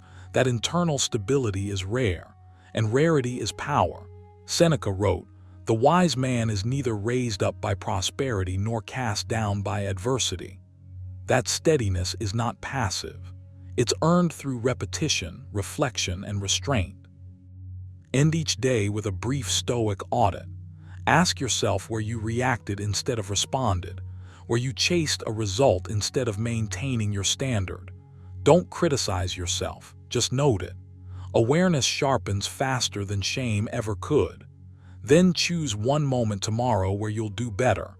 That's how detachment is built, incrementally, intentionally, quietly. Eventually, you'll realize the paradox.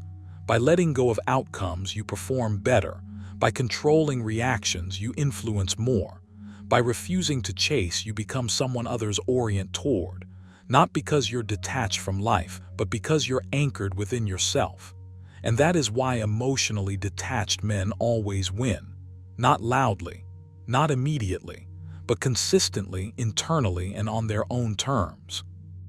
Number 2, they detach from validation and approval. Detaching from validation and approval is one of the most misunderstood strengths a man can develop. People hear the word detached and imagine coldness, distance, or emotional absence. That's not what this is. This is about freedom. This is about no longer handing your self-worth to opinions that change by the hour. When you stop looking outward for permission to feel solid inside, something stabilizes in you. You stand differently. You speak differently. You move through the world without that subtle hunger that others can sense, even when you try to hide it. The Stoics understood this deeply. Epictetus said, If you want to be invincible, make yourself independent of the opinions of others. Read that slowly. Independence from approval is not arrogance, it's sovereignty. The need for validation keeps you reactive. You begin adjusting your tone, your beliefs, even your values just to stay liked, accepted, or admired. And every adjustment chips away at self-respect. You might not notice it immediately, but your nervous system does. It knows when you're bending instead of standing. When you detach from validation, you stop outsourcing your identity. You no longer wake up wondering how you'll be perceived today. You wake up anchored in who you already decided to be. That shift is subtle but profound. It removes desperation from your actions.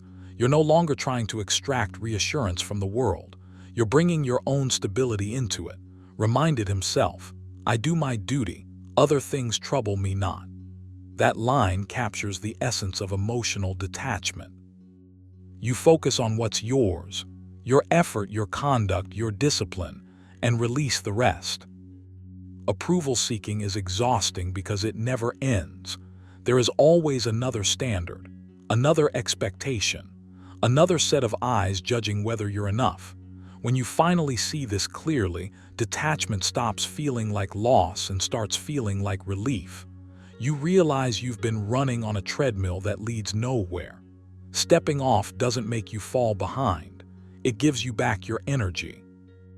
This is why emotionally detached men appear calm under pressure. They are not calm because they feel nothing. They're calm because they're not constantly checking the emotional temperature of the room to decide how they should feel about themselves. Seneca wrote, "He who depends on himself for happiness is the strongest." Validation is dependency. Detachment is strength. The moment you stop needing approval, your emotional reactions soften. You do spike when praised or collapse when ignored. You remain level. And that levelness is magnetic. Not because you're trying to attract anything, but because stability always draws attention. People trust what doesn't wobble. They respect what doesn't beg. You don't need to announce this detachment. In fact, the more silent it is, the more powerful it becomes. You let others have their opinions without letting those opinions enter your bloodstream.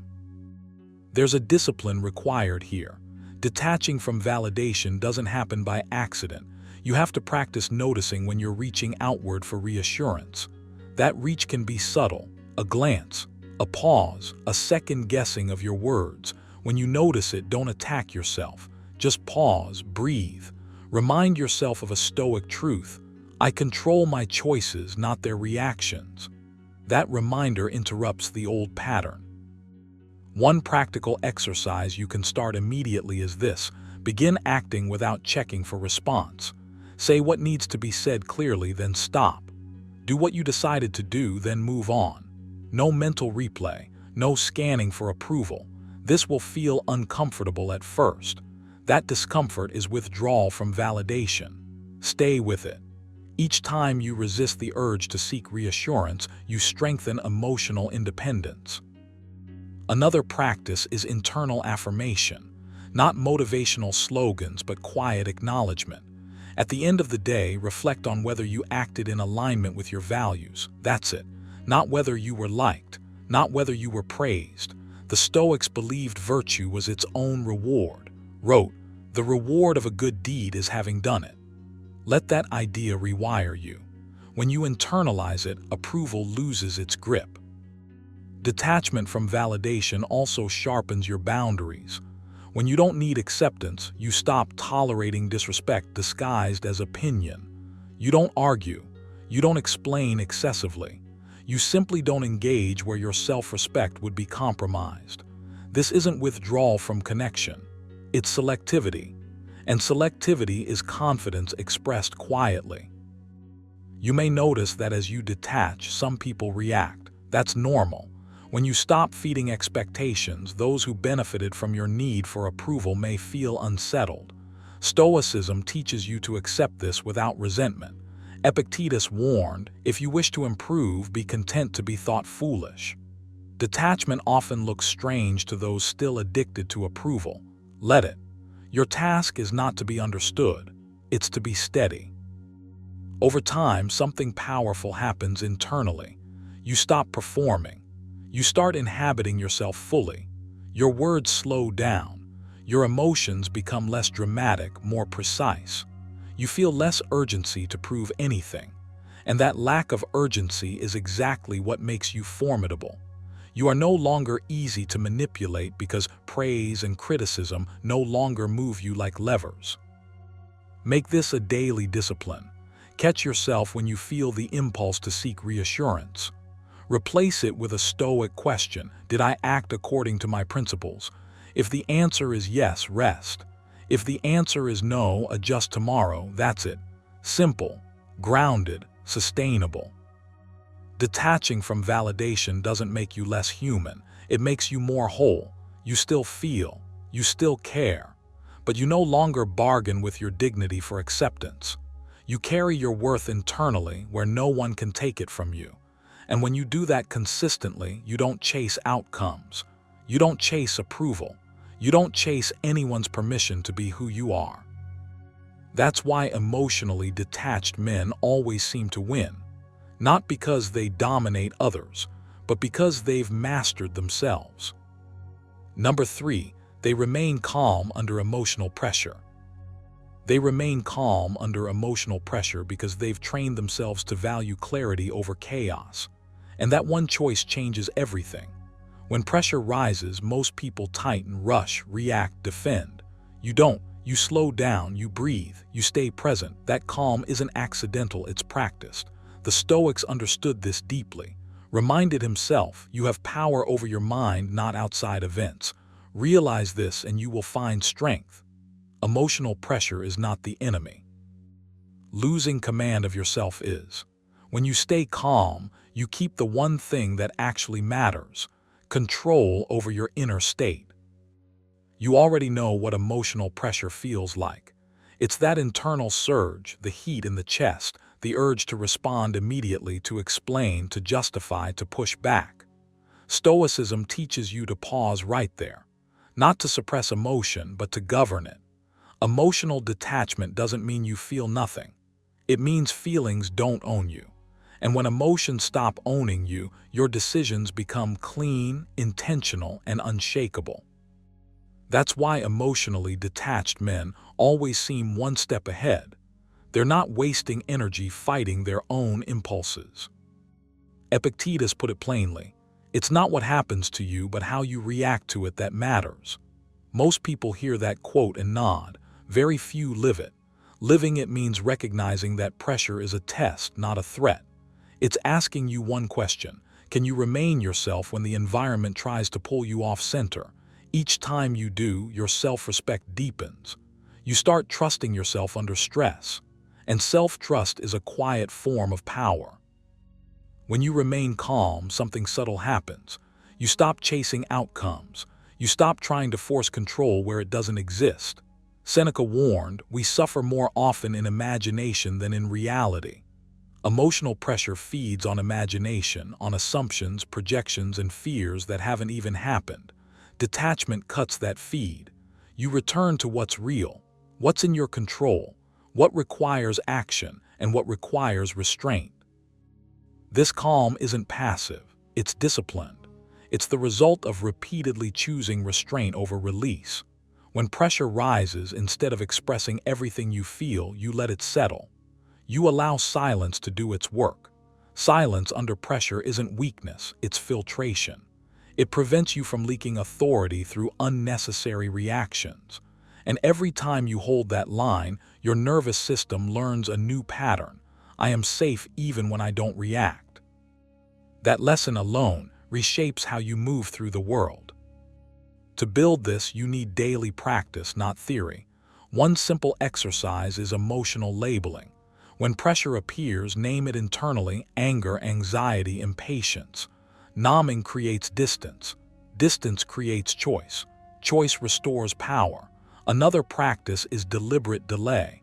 Commit to not responding immediately when emotions spike. Even a few breaths can interrupt old reflexes. Seneca called delay the greatest remedy for disturbance. He was right. There's also a deeper layer to this calm. Emotionally detached men don't tie their identity to outcomes. When your sense of self depends on how things go, pressure becomes unbearable. But when your identity is rooted in character, pressure loses its grip. Framed it perfectly. If it is not right, do not do it. If it is not true, do not say it. Notice what he doesn't mention: approval, validation, victory, just integrity. That's the anchor. Remaining calm under emotional pressure also rewires how others experience you, even if you never say a word. Calm has gravity. It signals self-command. It communicates that you don't need to scramble for control because you already possess it internally. But the real win isn't external, it's internal.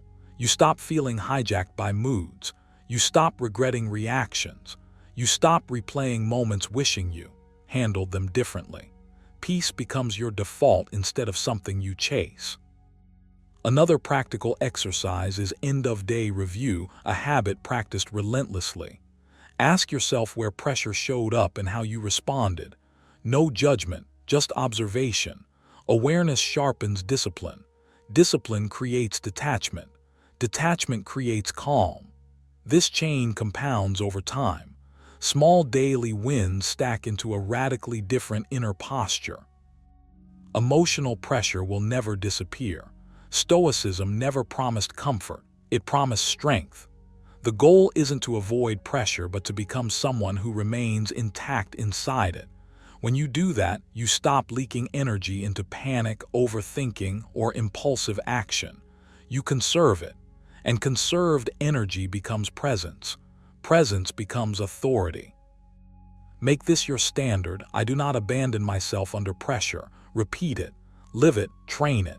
When emotions surge, you stay. You don't flee into reaction. You don't drown in expression. You observe, you choose. That choice, repeated enough times, turns calm into your natural state. And that's why emotionally detached men always win. Not because they dominate others, but because they've mastered themselves. Number 4, they walk away without explaining or negotiating self-respect.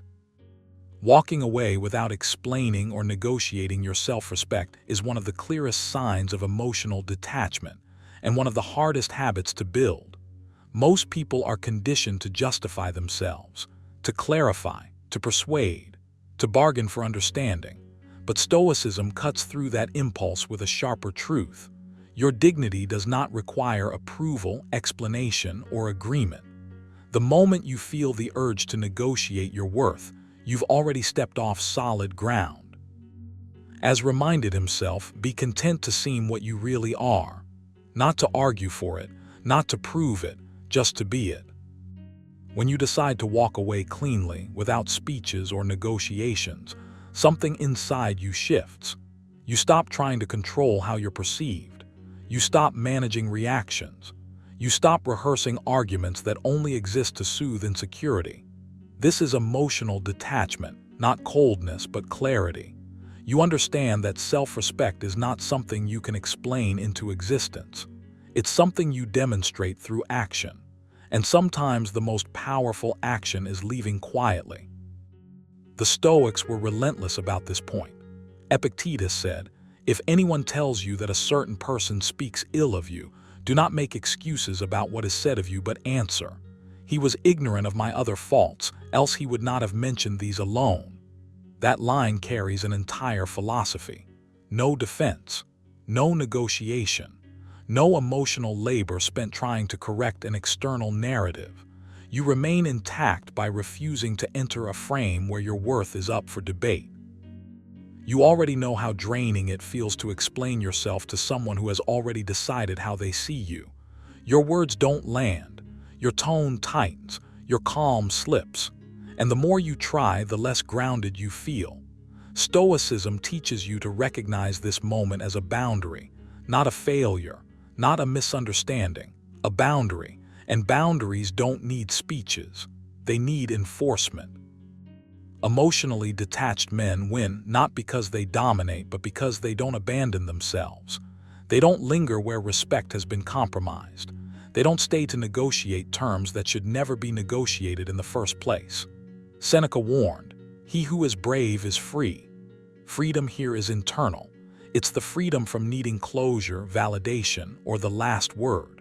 When you can walk away without explaining, you're free from dependence on external confirmation. This doesn't mean you become avoidant or passive. It means you're precise. You know when engagement serves your values and when it erodes them. You stop confusing patience with self-betrayal. You stop mistaking endurance for strength. Emotional detachment is the ability to remain centered even when you choose to disengage, especially then. Notice how often the need to explain is really the need to be understood, and how often the need to be understood is really the fear of being misjudged. Stoicism asks you to let that fear pass through without obeying it. You don't correct every misunderstanding. You don't rescue your image. You don't chase alignment. You allow reality to be what it is and you choose your response. As wrote, you have power over your mind, not outside events. Realize this and you will find strength. Walking away without negotiation is an act of trust. You trust that your character does not need a defense attorney.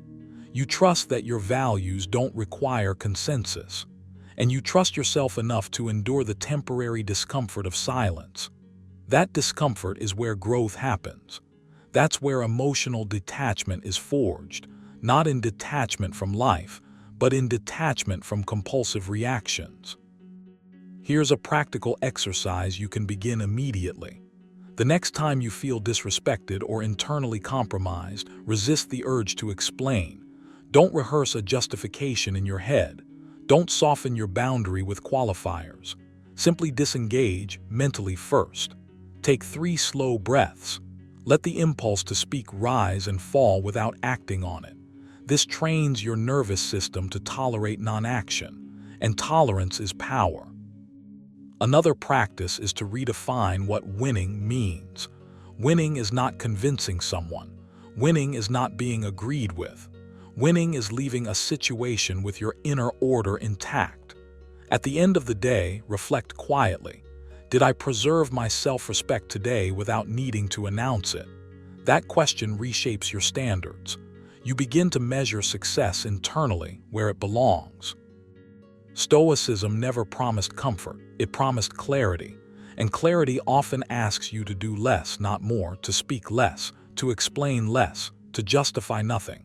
Epictetus again, first say to yourself what you would be, and then do what you have to do. Once you know who you are, explanations become optional. Negotiations become unnecessary.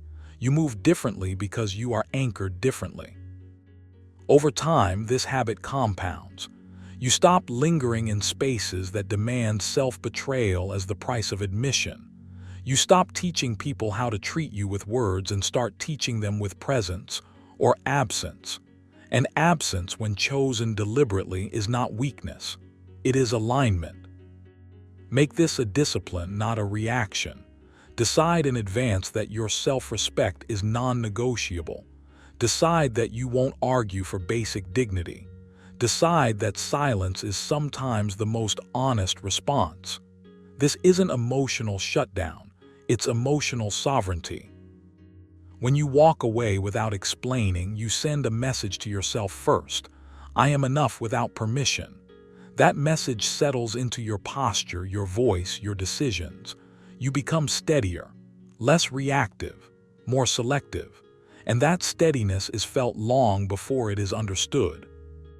This is why emotionally detached men always win. Not because they escape pain, but because they refuse to trade their inner order for external reassurance.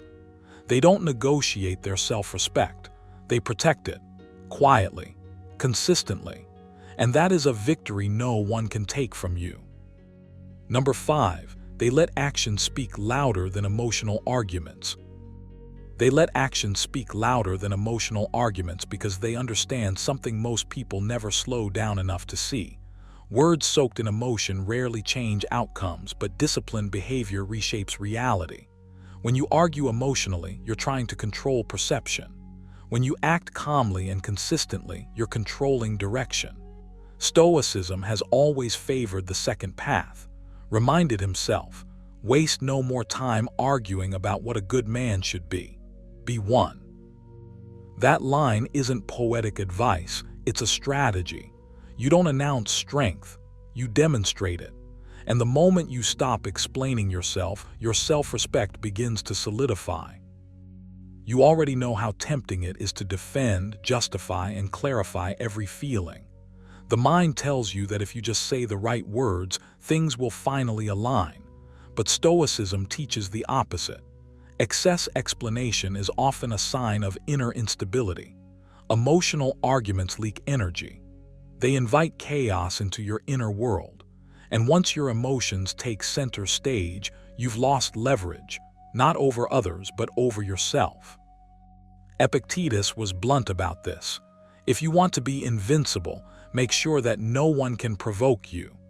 Emotional arguments are provocation with your consent. When you rely on action instead of emotional persuasion, something powerful happens inside you. You stop outsourcing your sense of worth to reactions, agreement, or validation. You no longer need others to understand your feelings for you to feel grounded. That's emotional detachment, not coldness, but clarity. Detachment means your inner state is not dragged around by every disagreement or misunderstanding. You still feel, but you don't hemorrhage energy trying to be heard. You act quietly, repeatedly, effectively. Stoicism never taught suppression. It taught mastery. Seneca warned, "He who is brave is free." Emotional arguments are often chains disguised as honesty.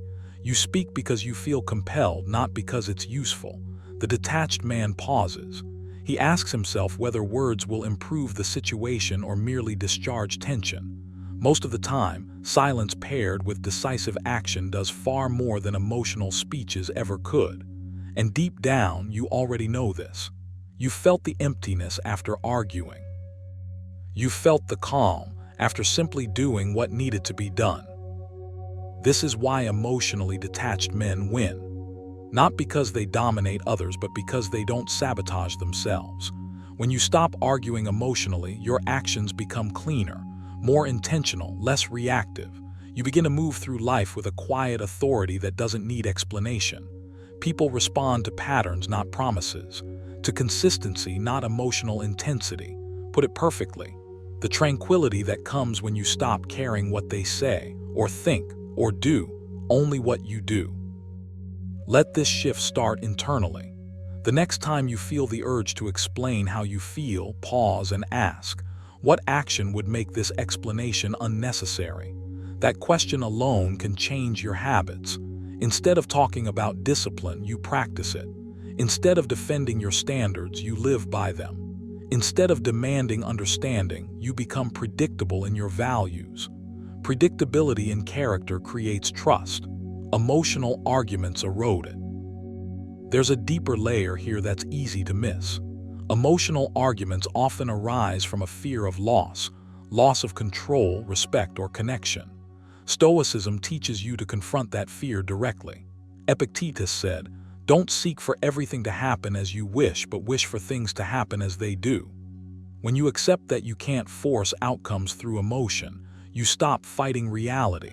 And when you stop fighting reality, your actions become aligned instead of desperate. To train this, adopt a simple daily practice. For 1 week, reduce emotional explanations by half. Not expression, explanation. Feel what you feel, but don't rush to narrate it. Replace commentary with conduct.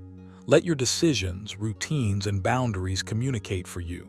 Notice how your nervous system settles when you're no longer trying to convince anyone of anything. That calm is not emptiness. It's strength consolidating.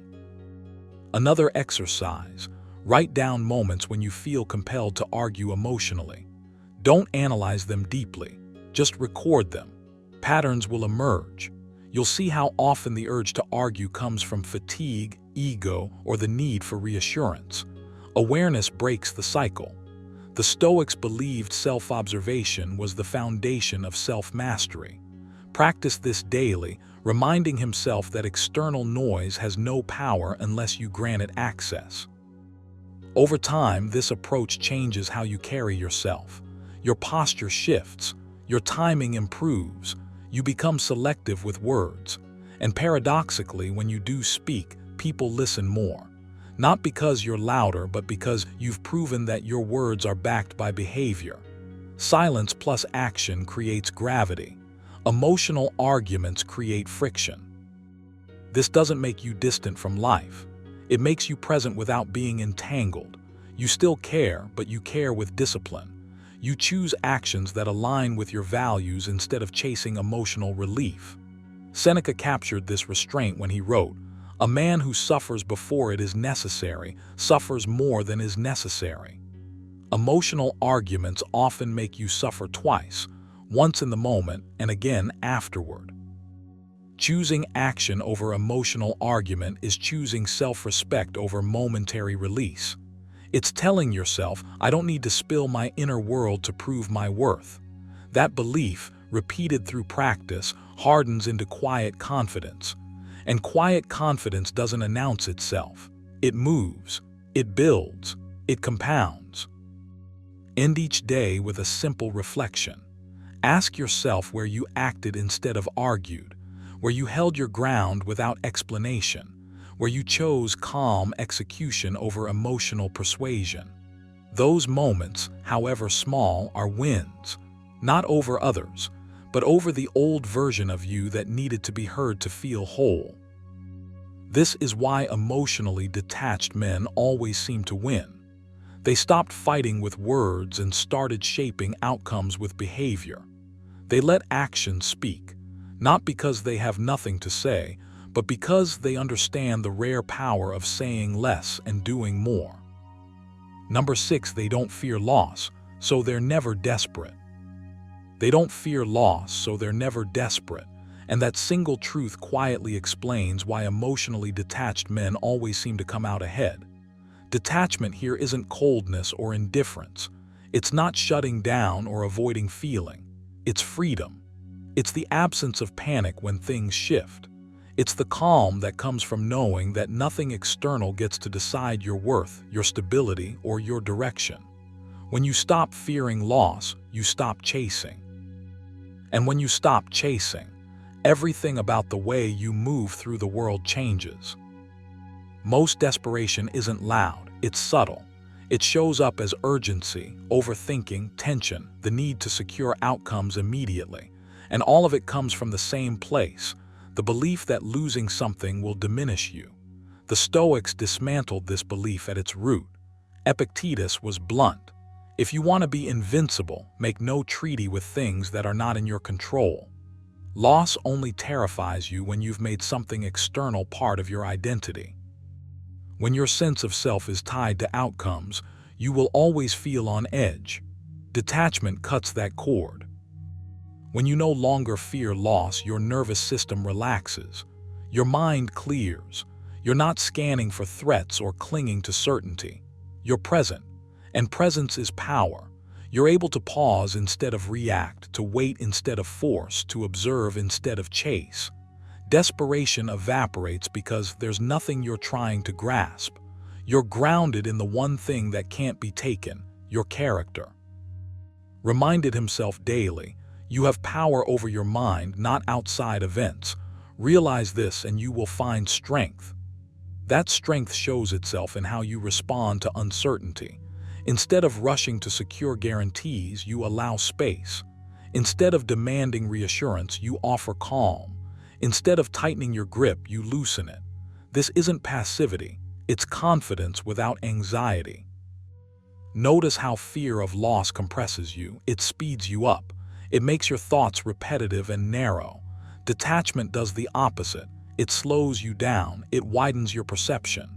You start making decisions from clarity instead of urgency. And clarity is magnetic. People feel it. Situations respond to it. You're no longer trying to extract value from the moment, you're bringing stability into it. Stoicism never promised comfort, it promised resilience. Seneca wrote, "He who fears death will never do anything worthy of a man who is alive." Replace death with loss, rejection, or uncertainty, and the message stays the same.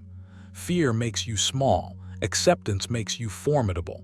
When you've already accepted the possibility of loss, it loses its power to threaten you. You don't need to brace yourself, you're already steady. This is why emotionally detached men don't negotiate from weakness. They're not bargaining with reality. They don't need to control outcomes to feel safe. That inner security changes how you speak, how you decide, how you walk away when necessary. There's no rush, no pleading, no hidden agenda, just choice. Here's a habit you can start practicing immediately. Rehearse loss mentally. Not in a pessimistic way, but in a grounding one. Quietly remind yourself, even if this doesn't work out, I remain intact. This is classic Stoic negative visualization, not to induce fear, but to dissolve it. When you face loss in your mind, you strip it of its emotional charge. You stop running from shadows. Another exercise is voluntary restraint. Delay responses, delay decisions, delay gratification, not as punishment but as training. Each time you choose patience over impulse, you're teaching your mind that urgency is optional. Desperation feeds on immediacy. Detachment thrives on space. Space gives you leverage over yourself. Emotionally detached men also don't confuse desire with necessity. They can want without needing. They can value without clinging. This distinction is everything. As Seneca observed, to be everywhere is to be nowhere. When your mind is scattered by fear of losing something, you're nowhere. When it's anchored internally, you're fully present wherever you are. You'll notice that as detachment grows, your reactions soften, not because you care less, but because you're no longer enslaved by outcomes. You don't interpret uncertainty as danger. You don't read distance as rejection. You don't chase clarity at the expense of dignity. You wait. And waiting when it's calm is a statement of strength. Make this a daily reflection. Ask yourself where fear of loss influenced your behavior. Where did you rush? Where did you overextend? Where did you compromise your inner balance to avoid uncertainty? Don't criticize yourself. Just observe. Awareness is the beginning of detachment. Each moment you notice fear without obeying it, you weaken its grip.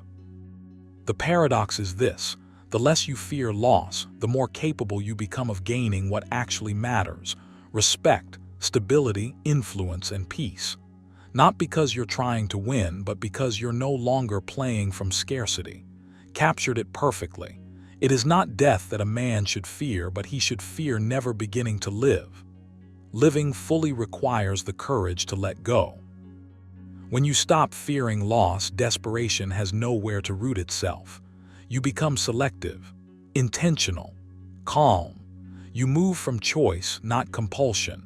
And that inner posture changes everything, not because you force outcomes, but because you're no longer controlled by the fear of losing them. This is the quiet edge emotionally detached men carry. Not indifference, not coldness, but inner independence. Cultivate it daily. Practice it deliberately. And you'll find that the moment you no longer fear loss is the moment you stop losing yourself. Number 7. They observe patterns instead of reacting to feelings. Emotionally detached men don't win because they feel less. They win because they see more. While others get pulled into the current of every emotion that rises, excitement, irritation, hope, disappointment, you learn to step back and notice the pattern beneath the noise. That single shift changes everything. Stoicism never asked you to become cold or numb. It asked you to become clear. As reminded himself, you have power over your mind, not outside events. Realize this and you will find strength. When you stop reacting to feelings and start observing patterns, you stop being controlled by the moment and start directing your life. Most men are ruled by immediacy. What they feel right now decides what they say, how they act, what they tolerate, and what they chase. The Stoic path asks you to slow that process down. Instead of asking, "How do I feel?" you begin asking, "What is actually happening here?" repeatedly. Emotions are temporary. Patterns are truthful. Feelings lie often, especially when ego or fear is involved. Patterns don't. When you train yourself to watch instead of rush, you begin to notice cycles, signals, rhythms. And once you see them, you're no longer surprised by outcomes that used to catch you off guard. This is where emotional detachment becomes power, not distance. You're still present, you still care, but you're no longer fused with every internal reaction. Epictetus said it cleanly. It is not things themselves that disturb us, but our opinions about them. Observation strips opinions down to facts. You start noticing how situations unfold over time, how words and actions align or don't, how energy rises and falls. Instead of being yanked forward by emotion, you lean back and let understanding form. When you react emotionally, you collapse time. Everything feels urgent. You want resolution now. You want reassurance now. You want control now. Observation stretches time. It creates space between stimulus and response. And in that space, your self-respect grows. You don't jump. You don't chase. You don't explain yourself unnecessarily. You let patterns reveal intent, consistency, and direction. That patience alone sets you apart. There's a quiet confidence that comes from this.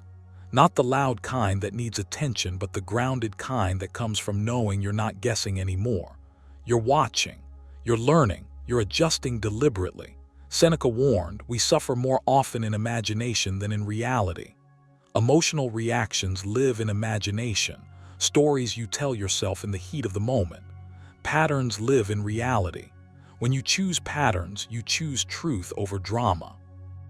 This way of operating requires discipline, and that's where most men give up. It's easier to react than to observe. Reacting feels active. Observing feels passive, until you realize it gives you leverage. When you observe, you're not trying to force outcomes. You're aligning your actions with what you consistently see. You stop investing energy where it evaporates.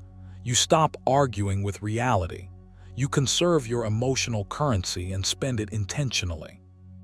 Here's a practical habit to build this skill.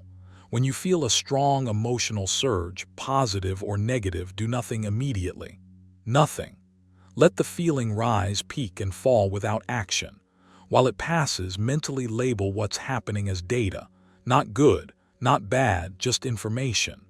Over time, you'll notice that feelings repeat, but the underlying structure stays the same. That's the pattern revealing itself. Another exercise, shift your inner language. Replace I feel with I notice. This simple change rewires your attention. I notice tension. I notice anticipation. I notice resistance. You're no longer inside the emotion, you're watching it. This is Stoic detachment in practice. Calm, precise, grounded. As this becomes natural, your behavior changes without effort. You respond later, not faster. You move when clarity arrives, not when emotion demands it. You stop mistaking intensity for importance. And people feel this shift, even if they can't explain it. You're harder to manipulate because you're not predictable. You're steadier under pressure because you're not reactive. You're respected because you don't beg moments to go your way. Emotionally detached men don't win because they suppress their inner world. They win because they master it. They understand that feelings are weather, not direction. Patterns are direction. And once you start living by what repeats instead of what spikes, your decisions become cleaner, your boundaries firmer, and your presence unmistakably solid. Make this your daily practice. Observe before you engage. Pause before you respond. Track what repeats. Let time do its revealing work. This isn't about being distant from life, it's about being impossible to shake. And when you reach that state, you don't need to force outcomes. They align naturally with the man you've become. Number 8, they invest attention selectively, not impulsively. They invest attention selectively, not impulsively. And that single habit quietly separates men who drift from men who command their inner world. Attention is not free. It is not neutral. Wherever you place it, energy follows. The Stoics understood this long before dopamine loops and endless distractions existed. Your attention is your life in miniature. Waste it and you leak power. Guard it and you accumulate strength. Emotional detachment doesn't mean you don't care. It means you care deliberately. You choose where your mind rests instead of letting every stimulus pull you by the collar. Most people give attention the way they breathe, unconsciously. They react to tone, to approval, to rejection, to noise. But you're not meant to live like a reflex. Reminded himself, you have power over your mind, not outside events. Realize this and you will find strength. Attention is the steering wheel of that power. When you invest it impulsively, you hand control to whatever provokes you. When you invest it selectively, you become unshakable, not cold, not distant, but centered. You felt this difference before, even if you didn't label it. The moment you stop chasing stimulation, something steadies inside you. Emotional detachment begins there, not in withdrawal, but in discipline. You stop reacting to every emotional tug because you finally understand the cost. Every impulsive investment of attention fragments you. Every deliberate one consolidates you. Self-respect grows quietly in that consolidation. Epictetus was blunt about this. If you want to be invincible, make sure that no one can provoke you by anything outside your will. Provocation only works when your attention is available on demand. Emotional detachment teaches you to close that door, not permanently, intentionally. You decide what deserves your inner response and what does not, and that decision becomes a form of authority you carry into every interaction. This habit reshapes how you move through the world. You stop scanning for emotional highs. You stop rushing to respond. You stop feeding what drains you. Instead, you slow your internal tempo. Calm replaces urgency. Clarity replaces noise. And that calm is not accidental, it's cultivated. You're no longer ruled by impulse. You're guided by choice. Here's the truth most people resist. Attention is addictive. The mind craves stimulation the way the body craves sugar. Stoicism doesn't ask you to suppress that craving. It asks you to observe it. Seneca warned, "It is not that we have a short time to live, but that we waste much of it." Wasted attention is wasted life. Emotional detachment is simply the refusal to waste what is precious. You build this skill through practice, not force. Start by noticing where your attention goes automatically, not with judgment, just awareness. Observe the internal pull to engage, to react, to chase resolution. That pull is impulse. An impulse feels urgent, but it is rarely important. The moment you see it clearly, you create space. In that space, you choose. A powerful exercise is attention fasting. For set periods, you consciously refrain from investing attention in anything that triggers emotional spikes. Not avoidance, restraint. You let thoughts rise and fall without feeding them. You don't wrestle them. You don't follow them. You let them pass like weather. This trains the mind to decouple stimulation from response. Over time, your emotional baseline stabilizes. You feel less reactive, more grounded. That's emotional detachment in action. Another practice is intentional focus. Each day, choose a narrow target for your attention, something aligned with growth, discipline, or clarity. When distractions appear, gently redirect, not aggressively, calmly. This isn't about control through tension. It's about leadership through consistency. Wrote, "The happiness of your life depends upon the quality of your thoughts. Thoughts follow attention. Improve one and the other follows." As you refine this habit, you'll notice a subtle shift in how you're perceived. You speak less, but with weight. You react slower, but with precision. You don't chase emotional momentum, you set the pace. This is why emotionally detached men seem to win without effort. They're not expending energy everywhere. They're investing it where it compounds. Detachment also protects your dignity. When your attention is selective, you stop needing immediate resolution. You become comfortable with silence, with uncertainty, with unfinished emotional loops. That comfort signals inner security. You no longer rush to prove, explain, or defend. You let time and consistency speak. Seneca captured this restraint perfectly. He who is brave is free. Freedom begins when your attention is no longer hijacked. Make this a nightly reflection. Ask yourself where your attention went and why. Did it serve your values or your impulses? Did it strengthen your composure or dilute it? This isn't self-criticism. It's self-draining. Each reflection sharpens awareness. Each day becomes a rehearsal for mastery. Over time, emotional detachment stops feeling like a strategy and starts feeling like your natural state. You're still present, still engaged, but no longer entangled. You choose when to lean in and when to step back. You don't confuse urgency with importance. You don't confuse emotion with truth.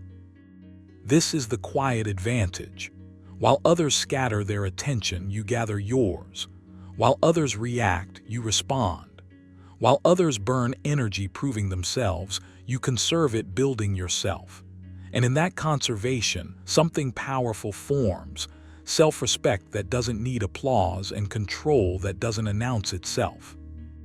Invest your attention like a Stoic, slowly, selectively, with purpose, because the man who controls his attention controls his direction, and the man who controls his direction always ends up ahead without ever needing to chase. Number 9, they stay grounded in purpose, not people. They stay grounded in purpose, not people, and that single shift changes everything about how you move through the world. When your center of gravity is internal, when your sense of direction comes from what you're building rather than who is reacting to you, your energy stabilizes. You stop swaying with approval or disapproval. You stop chasing emotional weather. You stand where you are. The Stoics understood this deeply, reminded himself, do not be tossed about, but keep to your own course. That line isn't poetic decoration. It's instruction. When your purpose is clear, people no longer pull you off axis. Most emotional suffering doesn't come from events. It comes from attachment. Attachment to outcomes.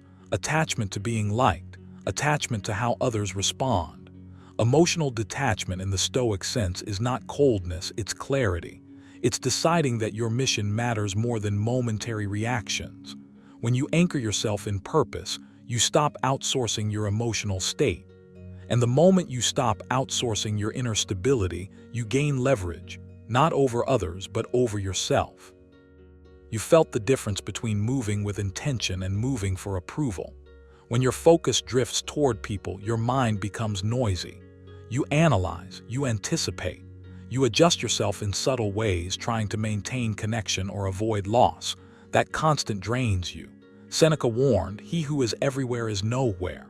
The same applies emotionally. When you're everywhere tracking moods, signals, responses, you're nowhere grounded. Purpose simplifies you. It strips away the unnecessary mental traffic. Staying grounded in purpose means you wake up knowing what deserves your energy and what doesn't. Not because it feels good in the moment, but because it aligns with who you are becoming. That orientation changes how you respond to tension. Instead of asking, "What will this person think?" you ask, "Does this serve my direction?" That question alone sharpens your self-respect. You stop reacting from fear of loss and start acting from commitment to growth. Epictetus put it bluntly, if you want to be invincible, make yourself independent of those things you cannot control. People are not yours to control. Their moods shift. Their opinions mutate. Their desires change. If your emotional balance depends on them, you will always be unstable. Purpose, on the other hand, is yours. It's an internal contract. When you live by it, you no longer negotiate your identity moment by moment. This is why emotionally detached men appear calm under pressure. They are not scanning faces for reassurance. They are not trying to manage impressions. Their attention is directed inward and forward, and that presence is felt, not because they dominate conversations or withdraw dramatically, but because they are not needy for emotional confirmation. Neediness repels, direction attracts. The Stoics never said this in modern language, but the principle is the same. Detachment doesn't mean you don't care. It means you care selectively. You invest deeply in what is aligned and let go quickly of what isn't. Wrote, "You have power over your mind, not outside events. Realize this and you will find strength." Staying grounded in purpose is the daily practice of that realization. You don't allow external reactions to dictate internal standards. There's a quiet confidence that emerges when you live this way. You stop explaining yourself. You stop justifying your choices, not out of arrogance but out of clarity. You know where you're headed, and when you know that, detours lose their appeal. Emotional detachment is simply the refusal to be distracted by what doesn't matter in the long run. Here's a practice you can begin immediately. Every time you feel emotionally pulled, whether toward validation, reassurance, or reaction, pause and ask yourself, what am I building right now? Not metaphorically. Literally, character, discipline, direction. If the emotional impulse doesn't serve that construction, let it pass. Don't suppress it. Observe it. The Stoics believed observation weakens impulse. Awareness dissolves urgency. Another exercise is intentional narrowing. At the start of each day, define one internal aim that has nothing to do with people. Not outcomes, not reactions, just conduct, patience, focus, restraint. Then measure your day against that, not against how others responded to you. This rewires your reward system. You stop seeking emotional highs and start valuing internal consistency.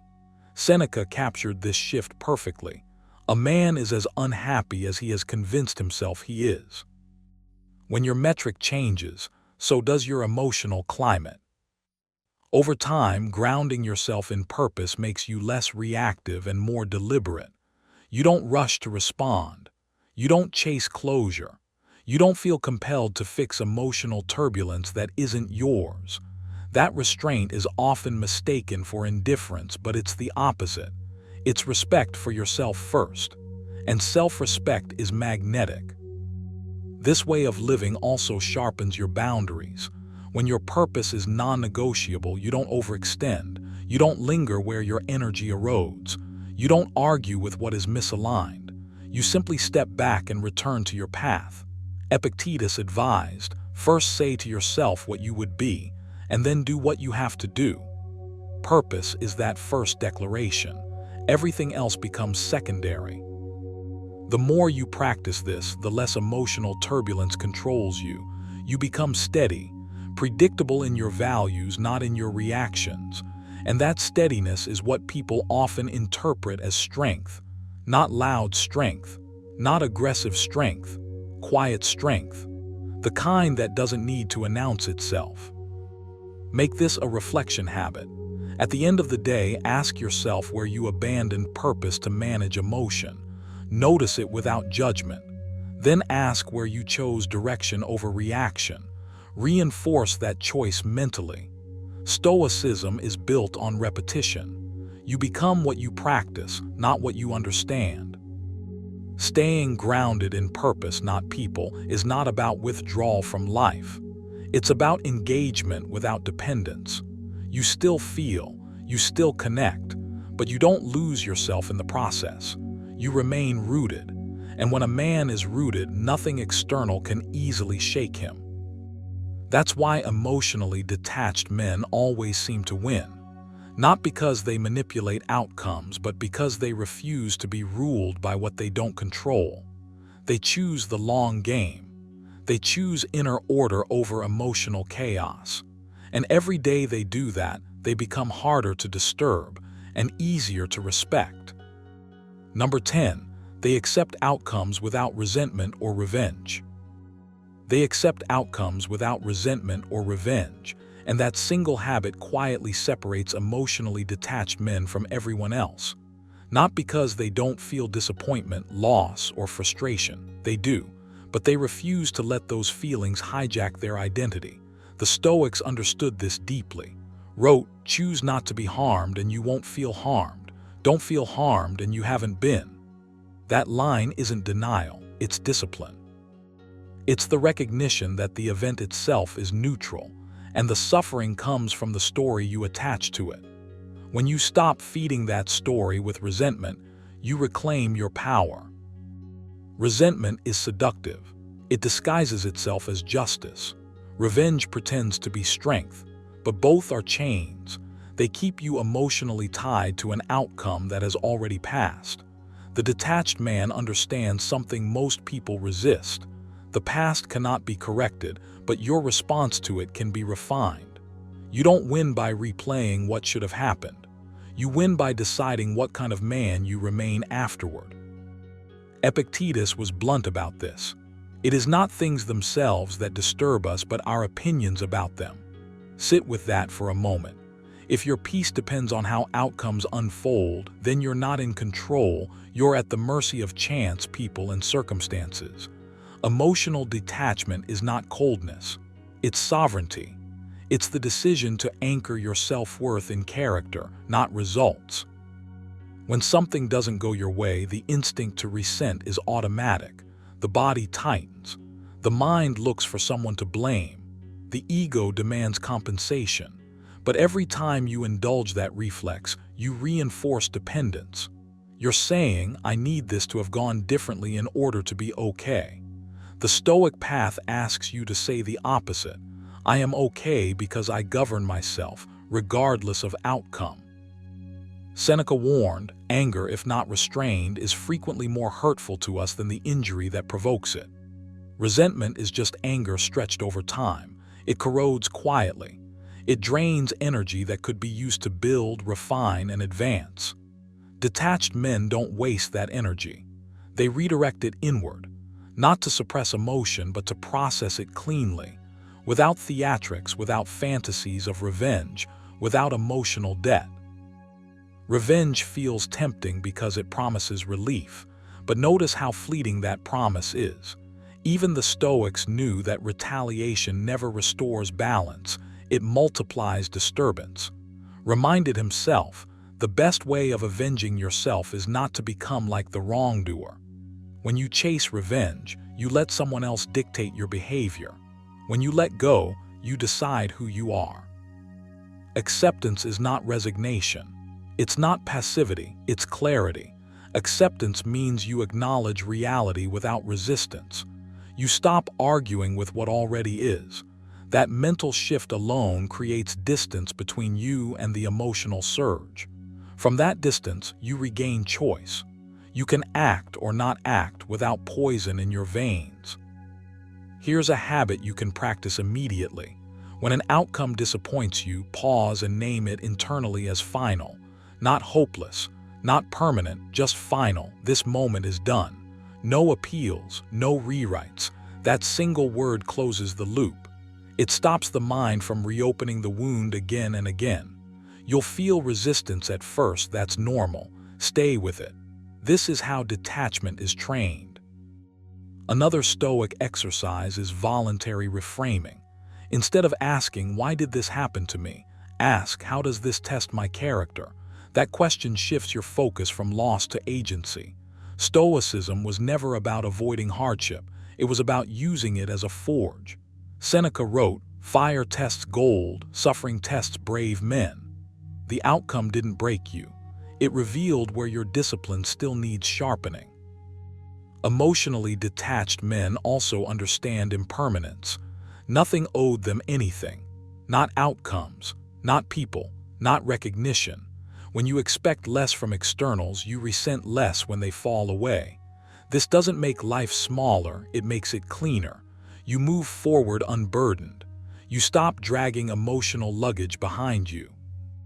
There's a quiet confidence that comes from knowing you don't need payback to feel whole. You don't need apologies to regain balance. You don't need closure from the outside world. Your closure comes from alignment with your values. That's why detached men appear calm under pressure. They've already decided that no outcome has the authority to pull them out of character. Try this daily reflection before sleep. Replay the day and identify where you felt the urge to resent or retaliate. Don't justify it. Don't condemn it. Just observe. Then ask yourself one question. Did this reaction move me closer to the man I want to be or further away? Over time, this practice rewires your instincts. You start choosing dignity by default. Detachment also sharpens patience. When you're not ruled by resentment, you don't rush to act. You wait, and waiting, when done consciously, becomes leverage. Wrote, "The impediment to action advances action. What stands in the way becomes the way." The obstacle doesn't demand revenge, it demands growth.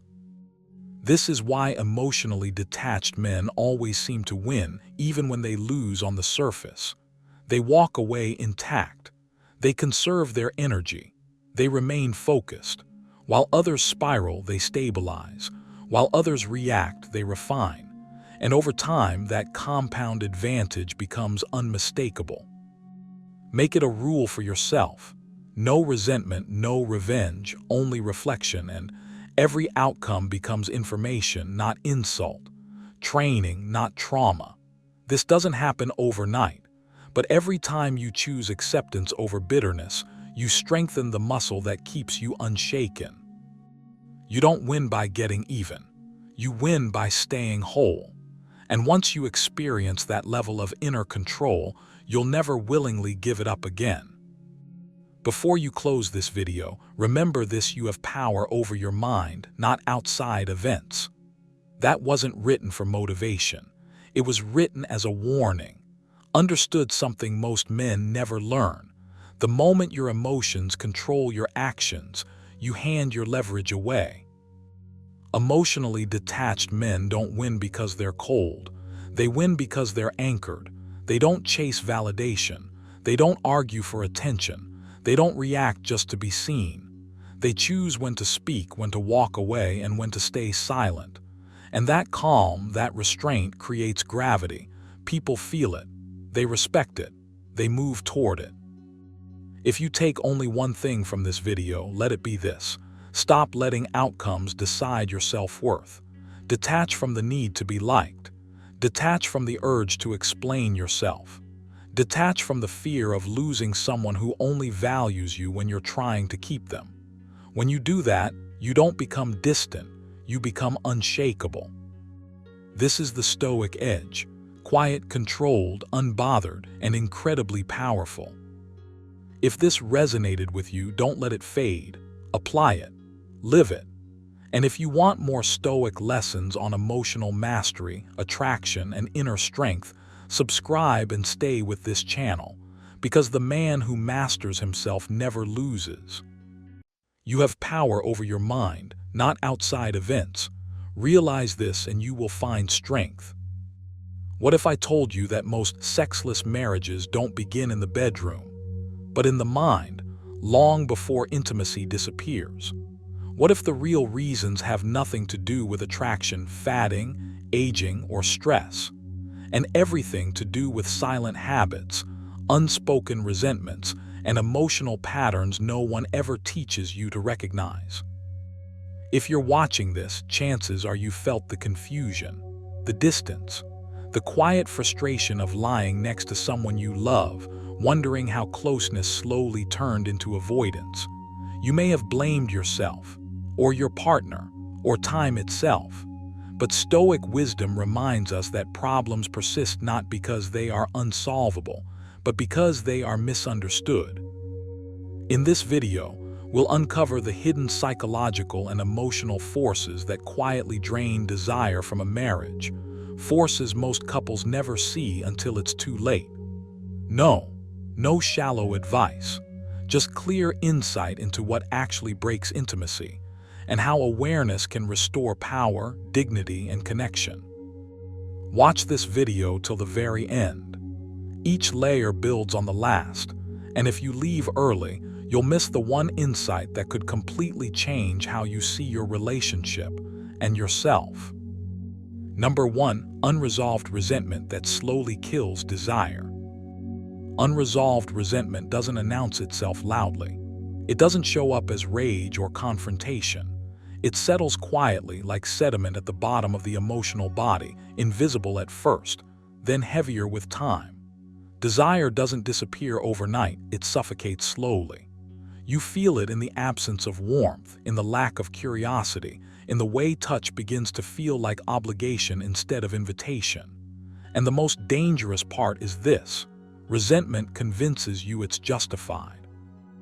It tells you it's protecting you, when in reality it's draining your capacity to want, to open, to feel alive. Resentment is unexpressed pain that has been rehearsed internally. It's the conversation you keep replaying long after the moment has passed, the score you keep even when you tell yourself you've moved on. Stoic philosophy warned relentlessly about this inner loop. Wrote, "The mind takes the shape of what it repeatedly holds in thought. When you repeatedly hold grievance, the mind hardens, and a hardened mind cannot desire freely. Desire needs softness, it needs safety, it needs emotional openness." Resentment closes all three. What slowly kills intimacy isn't the original wound, it's the refusal to process it cleanly. When resentment stays unresolved, it becomes identity. You stop responding to the present moment and start reacting to an accumulated past. Desire fades because attraction requires presence, and resentment lives in memory. You may believe you're withholding intimacy because something feels off, but what's actually happening is self-protection masquerading as disinterest. The body listens to the mind. When the mind stays guarded, the body follows. Stoicism never taught suppression, it taught clarity. Epictetus reminded his students that it's not events that disturb us but our judgments about them. Resentment survives because judgments go unquestioned. You tell yourself a story about what something meant, and then you punish the present for a past interpretation. Over time, desire begins to associate closeness with emotional risk. And when closeness feels unsafe, withdrawal feels logical. If you want desire to return, you must first reclaim responsibility for your inner state. This doesn't mean excusing hurt. It means refusing to let it fossilize inside you. Begin with this practice. Write down, privately, the grievances that still carry emotional charge, not to relive them but to see them clearly. Then ask yourself one hard question for each. What expectation did I attach to this that was never renegotiated? Resentment thrives on silent expectations. Once you expose them, they lose power. Another Stoic discipline is emotional ownership. Seneca warned that anger and bitterness are forms of self-harm we mistake for justice. When resentment lingers, it's because some part of you believes holding onto it gives you leverage or moral high ground. But desire doesn't negotiate with pride. Desire responds to emotional freedom. Release doesn't mean forgetting. It means choosing peace over the illusion of control. There's also a physiological truth you can't ignore. Resentment activates defense, not connection. The nervous system can't crave intimacy while it's scanning for threat. Stoicism teaches alignment between reason and emotion. That alignment begins when you practice separating facts from interpretations. A simple exercise: when a resentful thought arises, label it. Say internally, "This is a memory, not a current event." That distinction alone begins to loosen its grip. You're training your mind to return to now, where desire lives. You must also rebuild trust with yourself. Lingering resentment often signals self-betrayal, moments when you didn't speak, didn't set boundaries, didn't honor your own limits. The body remembers that silence. Desire fades because part of you doesn't trust that closeness won't cost you again. Repair begins with self-respect. Practice one small act daily where you honor a boundary internally. Even silent boundaries rebuild inner safety, and safety is the soil desire grows in. Another powerful Stoic exercise is voluntary reframing. Not positive thinking, accurate thinking. Ask yourself, is my current withdrawal protecting me or imprisoning me? Most resentment feels protective, but over time it becomes a cage. Stoicism teaches you to prefer freedom over familiarity, even when familiarity feels justified. Desire returns when you stop rehearsing defense and start practicing openness, slowly, deliberately, on your terms. You also need to understand this. Resentment doesn't kill desire because of what happened. It kills desire because of what you keep telling yourself about what happened. Change the narrative and the emotional response shifts. This is not denial, it's authorship. You decide whether the past remains a teacher or becomes a jailer. Take action now. Choose one resentment you're ready to loosen, not erase, but soften. Practice awareness instead of rumination, responsibility instead of blame, presence instead of memory. Desire isn't gone, it's waiting for emotional space. And the moment you clear that space, even slightly, vitality begins to return. Stoicism was never about emotional numbness. It was about emotional mastery. Master this, and intimacy no longer feels like risk. It feels like life again. Number 2, emotional disconnection disguised as routine. What quietly starves intimacy is rarely a dramatic rupture. It's the slow normalization of emotional distance dressed up as this is just how life is now. Routine becomes the mask. You tell yourself everything is fine because nothing is wrong in an obvious way. The days move efficiently. The roles are fulfilled. Conversations happen, but they skim the surface. Touch exists, but it's functional. And without realizing it, emotional presence is replaced by emotional management. This is how disconnection hides in plain sight. Not as conflict, but as calm. Not as anger, but as neutrality. And neutrality, over time, drains desire far more effectively than chaos ever could. You feel it when closeness becomes scheduled instead of spontaneous, when curiosity about each other fades and is replaced by assumption, when silence feels easier than engagement. The Stoics warn that the most dangerous habits are the ones that feel reasonable. Wrote, "Beware lest you become too accustomed to comfort." Emotional routine is a form of comfort. It removes friction, but it also removes aliveness. Desire does not thrive in emotional autopilot. It requires presence, polarity, attention. When attention is outsourced to habit, the bond slowly loses its charge. What makes this disconnection so deceptive is that it doesn't feel like withdrawal. It feels like efficiency. You're not avoiding, you're functioning. You're not distant, you're busy. You're not disengaged, you're tired. And all of that may be true, but Stoicism teaches you to distinguish between what feels justified and what is actually constructive. Epictetus reminded us that no man is free who is not master of himself. When routine runs unchecked, it masters you.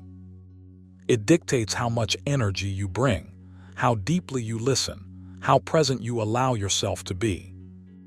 Emotional intimacy doesn't disappear because of one decision. It erodes because of many small non-decisions. Moments when you choose predictability over presence. Moments when you conserve energy instead of investing it. Over time, the nervous system learns that depth is no longer expected. Desire follows attention. If attention is minimized, desire doesn't protest, it simply goes quiet. This is why sexless marriages often feel confusing. Nothing happened, and yet something essential is missing. The Stoics placed immense importance on deliberate engagement with the present moment. Not passive awareness, but active participation. Seneca warned that most people are not short on time, but careless with it. Emotional carelessness looks like going through interactions without intention. Words are exchanged, but meaning is not. Affection exists, but it lacks charge. When emotional signals flatten, the body responds accordingly. Intimacy is not a switch you flip, it's a climate you maintain. If you want to disrupt this pattern, the first habit you must adopt is intentional presence. This is not about grand gestures, it's about how you show up internally. When you speak, speak fully. When you listen, listen without preparing your next thought. When you touch, do it with awareness. The Stoics believe that excellence is found in how you do ordinary things. Routine does not kill intimacy by itself. Unconscious routine does. Here's a practical exercise. Once a day, interrupt autopilot. Choose one interaction and bring full attention to it. Slow your speech. Notice tone, rhythm, pauses. This isn't performance, it's perception. You're retraining yourself to be there. Over time, this restores emotional signal strength. The mind relearns that connection is not an obligation but an experience. Another discipline is emotional articulation. Disconnection thrives in vagueness. Stoicism does not encourage emotional suppression, it encourages emotional clarity. Put words to internal states, not dramatically, not excessively, but honestly.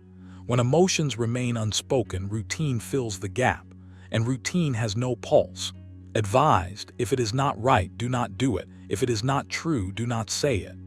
Silence, when used to avoid depth, is neither right nor true. You must also examine how predictability has replaced polarity. Desire requires contrast, not conflict but differentiation. When everything becomes familiar, nothing feels chosen. Stoicism teaches voluntary difficulty, not to suffer but to stay sharp. Apply this principle emotionally. Introduce novelty in how you express interest. Change patterns deliberately, not to impress but to awaken attention. Attention is the bridge back to desire. A powerful Stoic exercise is negative visualization, not to induce fear but gratitude. Briefly imagine the absence of connection. Not dramatically, just enough to restore perspective. This sharpens appreciation and interrupts complacency. When you remember that nothing is guaranteed, presence becomes natural. Gratitude reintroduces warmth into routines that had gone cold. Most importantly, stop waiting to feel connected before you act connected. Stoicism reverses this order. Action shapes emotion, not the other way around. If you wait for desire to return on its own, routine will always win. Choose engagement first. Choose presence first. Desire follows behavior. Emotional disconnection disguised as routine is not a life sentence.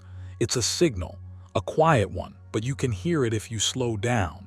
Govern your attention, train your presence, interrupt autopilot.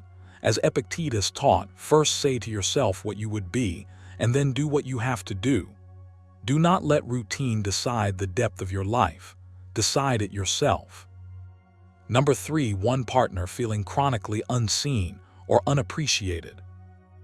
A sexless marriage rarely begins in the bedroom. It begins much earlier in a quieter place, inside the feeling of being chronically unseen. Not ignored in a dramatic way, not abandoned outright, but overlooked in small, repeating moments until something essential inside you starts to withdraw. When appreciation fades, desire doesn't protest loudly. It goes silent. And silence, when misunderstood, hardens into distance. You don't stop wanting intimacy because you suddenly lose interest. You stop because intimacy without recognition feels empty. When effort goes unnoticed, when emotional presence feels invisible, when your inner world never quite lands, the body receives a message the mind may resist. This is not safe to offer myself fully. Over time, attraction doesn't die, it goes dormant. Stoicism understood this dynamic deeply. Warned that neglecting what is essential slowly corrupts the soul, not through pain but through dullness. Feeling unseen does the same. It dulls desire. What makes this so dangerous is that it doesn't come from cruelty. It comes from inattention, from familiarity mistaken for understanding, from assuming presence equals appreciation. But being physically there is not the same as seeing. To be seen is to have your effort registered, your energy acknowledged, your inner posture respected. When that doesn't happen, your nervous system adapts. It conserves. It closes. And intimacy, which requires openness, quietly retreats. Stoicism teaches you to take responsibility for your inner life first. Epictetus said, "People are disturbed not by things, but by the views they take of them." Feeling unseen becomes unbearable when it turns into a story. I don't matter. That story drains erotic energy faster than conflict ever could. Because desire needs a sense of value to survive. Without it, touch feels transactional, closeness feels performative, and sex becomes obligation instead of expression. If this resonates, the first shift you must make is internal clarity. Ask yourself, not defensively, not dramatically, where have I stopped feeling recognized? Not praised, recognized. There is a difference. Recognition says, I see the effort behind the action. Without that, the psyche stops offering effort altogether.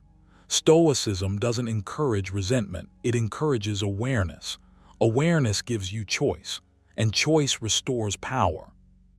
Here's a grounding exercise. Once a day, pause and name, internally, one thing about yourself that has gone unacknowledged but matters deeply to you. Not as a complaint, as a truth. This reconnects you with your own value instead of outsourcing it. Seneca wrote that self-respect is the foundation of all dignity. When you reclaim it internally, your body softens again. Desire begins there.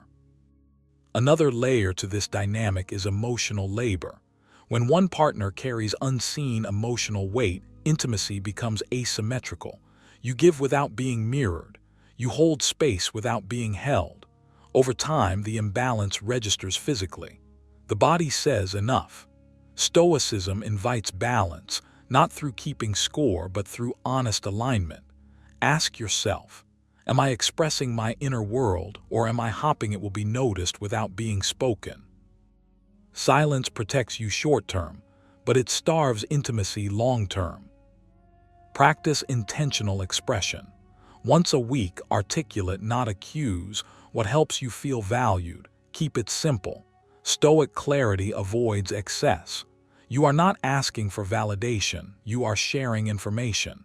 This restores mutual visibility, and visibility is fuel for desire. You must also watch for the trap of conditional appreciation. When recognition only arrives after perfection, the nervous system learns that effort is unsafe. Stoicism teaches respect for effort over outcome. Begin appreciating consistency, presence, and intention, both in yourself and in your partner. This rewires how intimacy feels. It becomes collaborative instead of evaluative. There's another truth many avoid.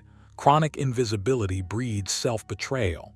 You start minimizing your needs to preserve harmony, but harmony built on erasure is fragile. The Stoics believed living in accordance with your nature was essential to peace. Suppressing your need to be seen violates that principle, and violation, even subtle, shuts down desire. Here's a practical reset. For 7 days, practice micro-recognition. Acknowledge one effort, internally or externally, without embellishment. This trains your attention back to value. Attention, as Stoicism teaches, is the gateway to meaning. Where attention goes, energy follows. Understand this deeply. Sex is not just physical closeness. It's emotional permission. When you feel unseen, permission is revoked. When appreciation returns, permission slowly reopens. Not through pressure, through presence. You are not broken for withdrawing. You are responding intelligently to neglect. But you are also responsible for restoring alignment. Stoicism doesn't ask you to endure invisibility. It asks you to reclaim agency, clarity, and self-respect. Take action now.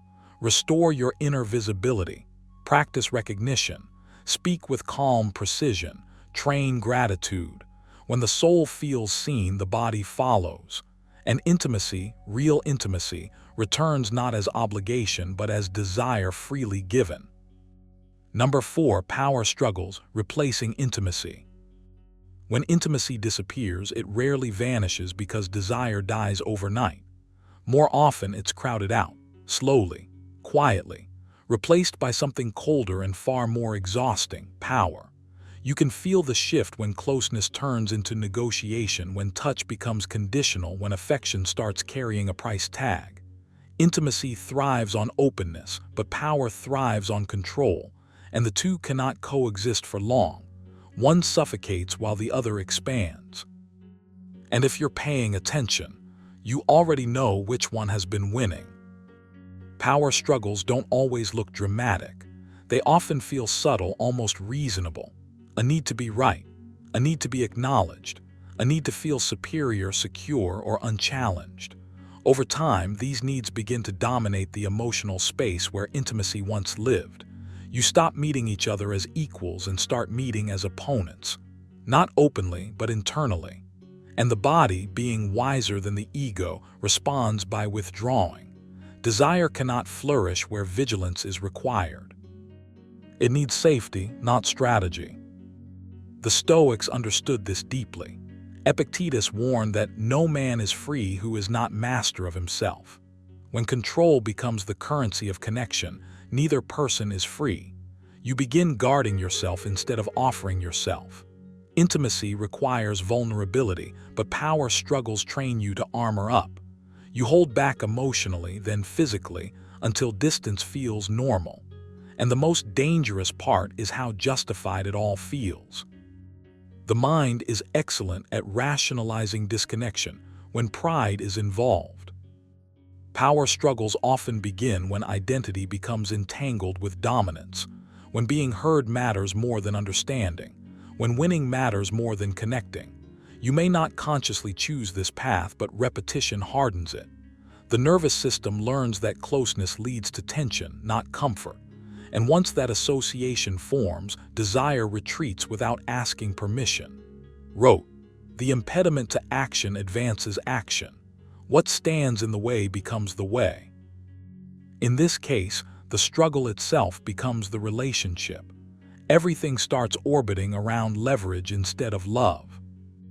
If you want intimacy back, the first habit to rebuild is inner neutrality. Stoicism teaches you to loosen your grip on outcomes. Ask yourself, quietly but honestly, where am I trying to control instead of understand?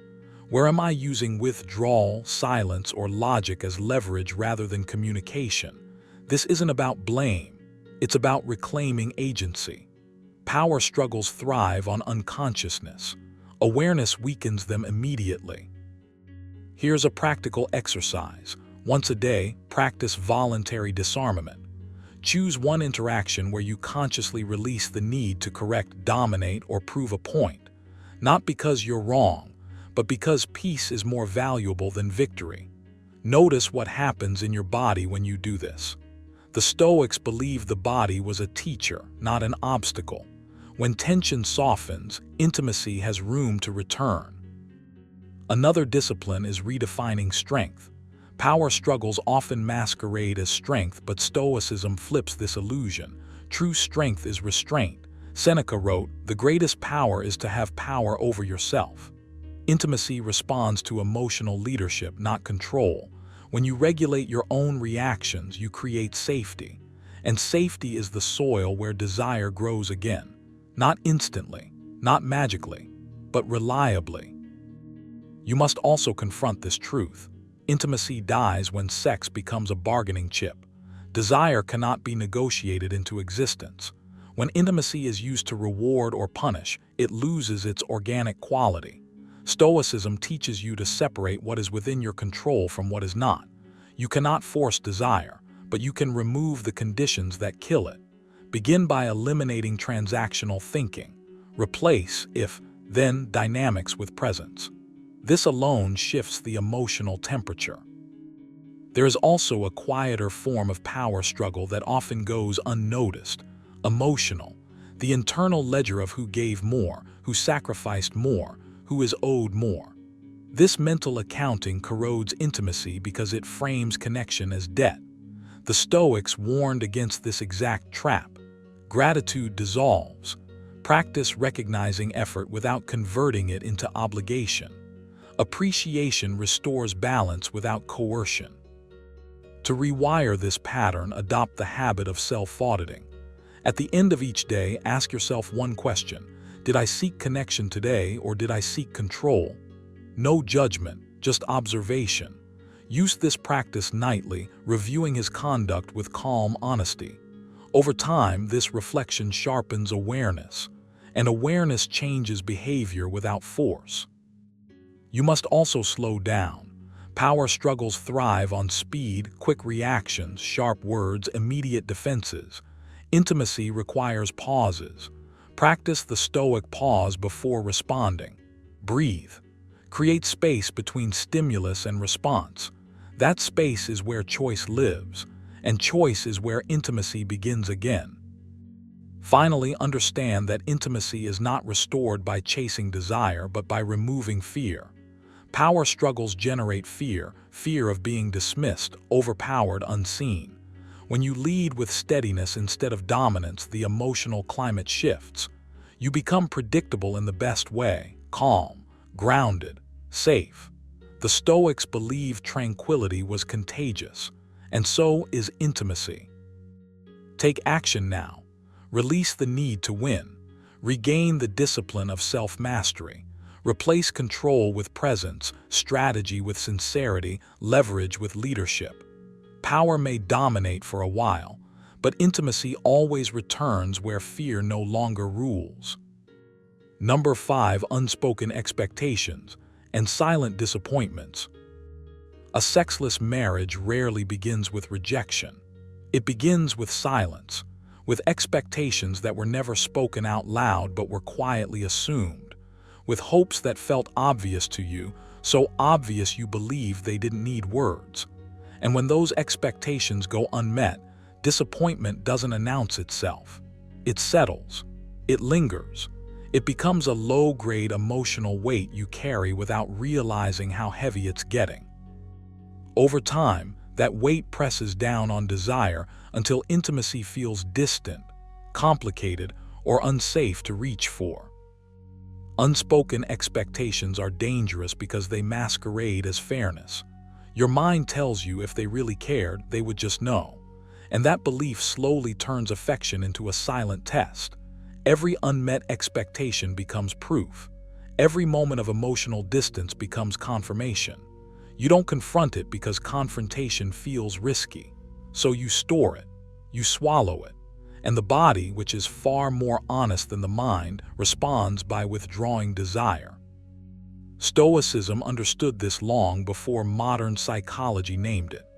Epictetus warned that we suffer not from events, but from our judgments about them. And nothing breeds quiet suffering like expectations you never examine. Silent disappointment reshapes how you see your partner, not dramatically, subtly. You begin to interpret neutrality as neglect, absence as indifference. Over time, the emotional field becomes charged with unsaid grievances. Sex, which requires openness and vulnerability, cannot survive in an atmosphere where the mind is constantly keeping score. Desire needs safety, and safety disappears when resentment is stored instead of expressed. What makes this pattern so persistent is that it feels mature to stay quiet. You tell yourself you're being patient, understanding, easygoing, but Stoicism draws a sharp line between patience and avoidance, wrote that clarity is kindness to yourself and to others. Silence may keep the peace temporarily, but it also prevents repair.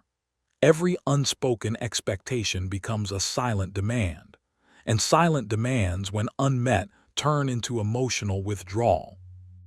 You might not even be aware of how many expectations you're carrying. They've blended into your identity. They sound like rules of how things should be, but Stoic practice asks you to challenge the word should relentlessly. Ask yourself, is this expectation realistic, communicated, and within another person's control? If not, it is not an expectation. It's a setup for disappointment. And repeated disappointment hardens the heart. Desire fades when the emotional environment becomes punitive rather than open, when affection feels conditional, when intimacy feels like something that must be earned by mind reading rather than invited through honesty. Seneca warned that hidden anger is more destructive than open conflict because it rots quietly. Silent disappointment works the same way. It corrodes attraction from the inside while giving the illusion of calm on the surface. To reverse this, you must reclaim responsibility for your inner world. Stoicism does not ask you to suppress desire or needs. It asks you to own them. Start with awareness. Here's a simple exercise. Sit quietly and write down every expectation you hold around intimacy, connection, and emotional presence. Don't judge them. Just list them. Then, next to each one, ask a second question. Have I ever clearly expressed this without blame or pressure? Most people discover that the expectations causing the deepest resentment were never voiced at all. The next discipline is expectation detox. For 1 week, deliberately release the demand that your partner must intuit your needs. Replace expectation with choice. If something matters to you, choose to name it calmly. If it doesn't feel safe to name it yet, choose to let go of the expectation instead of turning it into resentment. Stoicism teaches that peace comes from aligning desire with reality, not forcing reality to conform to desire. Another powerful practice is reframing disappointment as information, not accusation. Disappointment doesn't mean something is wrong with you or them. It means there is a gap between expectation and reality. That gap is an invitation to communicate or adjust, not to punish silently. Reminded himself daily to be tolerant with others and strict with yourself. Apply that here. Be strict about your responsibility to speak honestly. Be tolerant about the fact that others are not mind readers. Sexual desire also weakens when emotional tension goes unresolved. The body remembers what the mouth avoids.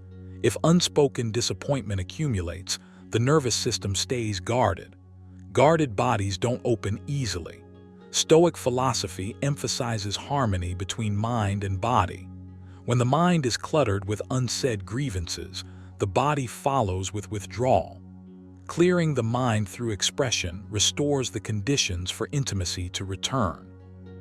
You can also practice voluntary vulnerability. Once a day, express a need or feeling without attaching blame or expectation of immediate change. Not to demand, not to negotiate, just to be known. This practice retrains your nervous system to associate honesty with safety instead of conflict. Over time, desire often follows emotional openness naturally, without being forced. Another exercise: replace mental rehearsals with real conversations. Notice how often you replay imagined dialogues in your head, what you wish you could say, what you fear would happen if you did. Stoicism calls this wasted energy. If something is worth thinking about repeatedly, it's worth addressing once, calmly and directly. The mind finds relief when it no longer has to carry unsent messages. Finally, understand this. Intimacy dies not because needs exist, but because they are hidden behind silence and expectation. Desire doesn't disappear overnight. It withdraws when it feels unsafe, unheard, or burdened by resentment. The Stoics believed that freedom begins with truth. Speak yours. Adjust your expectations. Release the ones that were never promised. Communicate the ones that matter. Take action now. Audit your silence. Convert disappointment into dialogue. Align expectation with reality. When the mind becomes clear, the body often follows. And when resentment dissolves, desire has space to return, not as an obligation, but as a choice. Number 6. Stress, exhaustion, and survival mode living. A sexless marriage rarely begins with a lack of desire. It begins with depletion, with a nervous system that never fully powers down, with a mind that wakes up already bracing for impact. Stress doesn't announce itself loudly, it quietly takes over your internal bandwidth. You move through days solving, fixing, enduring, managing. Your body stays alert. Your mind stays crowded. And without realizing it, you slip into survival mode. In that state, intimacy doesn't feel inviting. It feels like another demand, another task, another thing requiring energy you no longer trust yourself to have. This is not a failure of love. It's a physiological and psychological response to chronic pressure.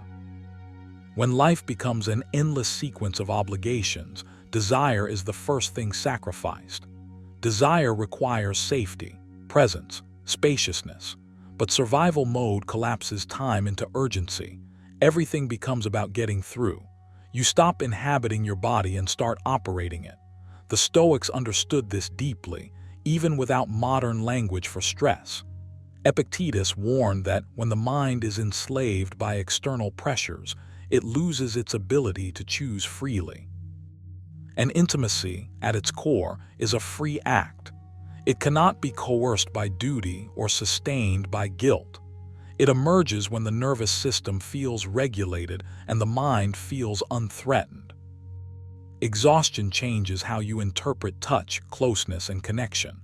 What once felt grounding now feels intrusive, not because something is wrong with you, but because your system is overloaded. The body prioritizes survival over pleasure every time. That's biology, not betrayal. Yet most people never address the root. They try to negotiate desire instead of restoring capacity. They talk about frequency instead of fatigue. They focus on outcomes instead of energy. And this is where resentment quietly grows, because neither side feels seen for what they are actually enduring. Stoicism teaches you to distinguish between what drains you and what restores you.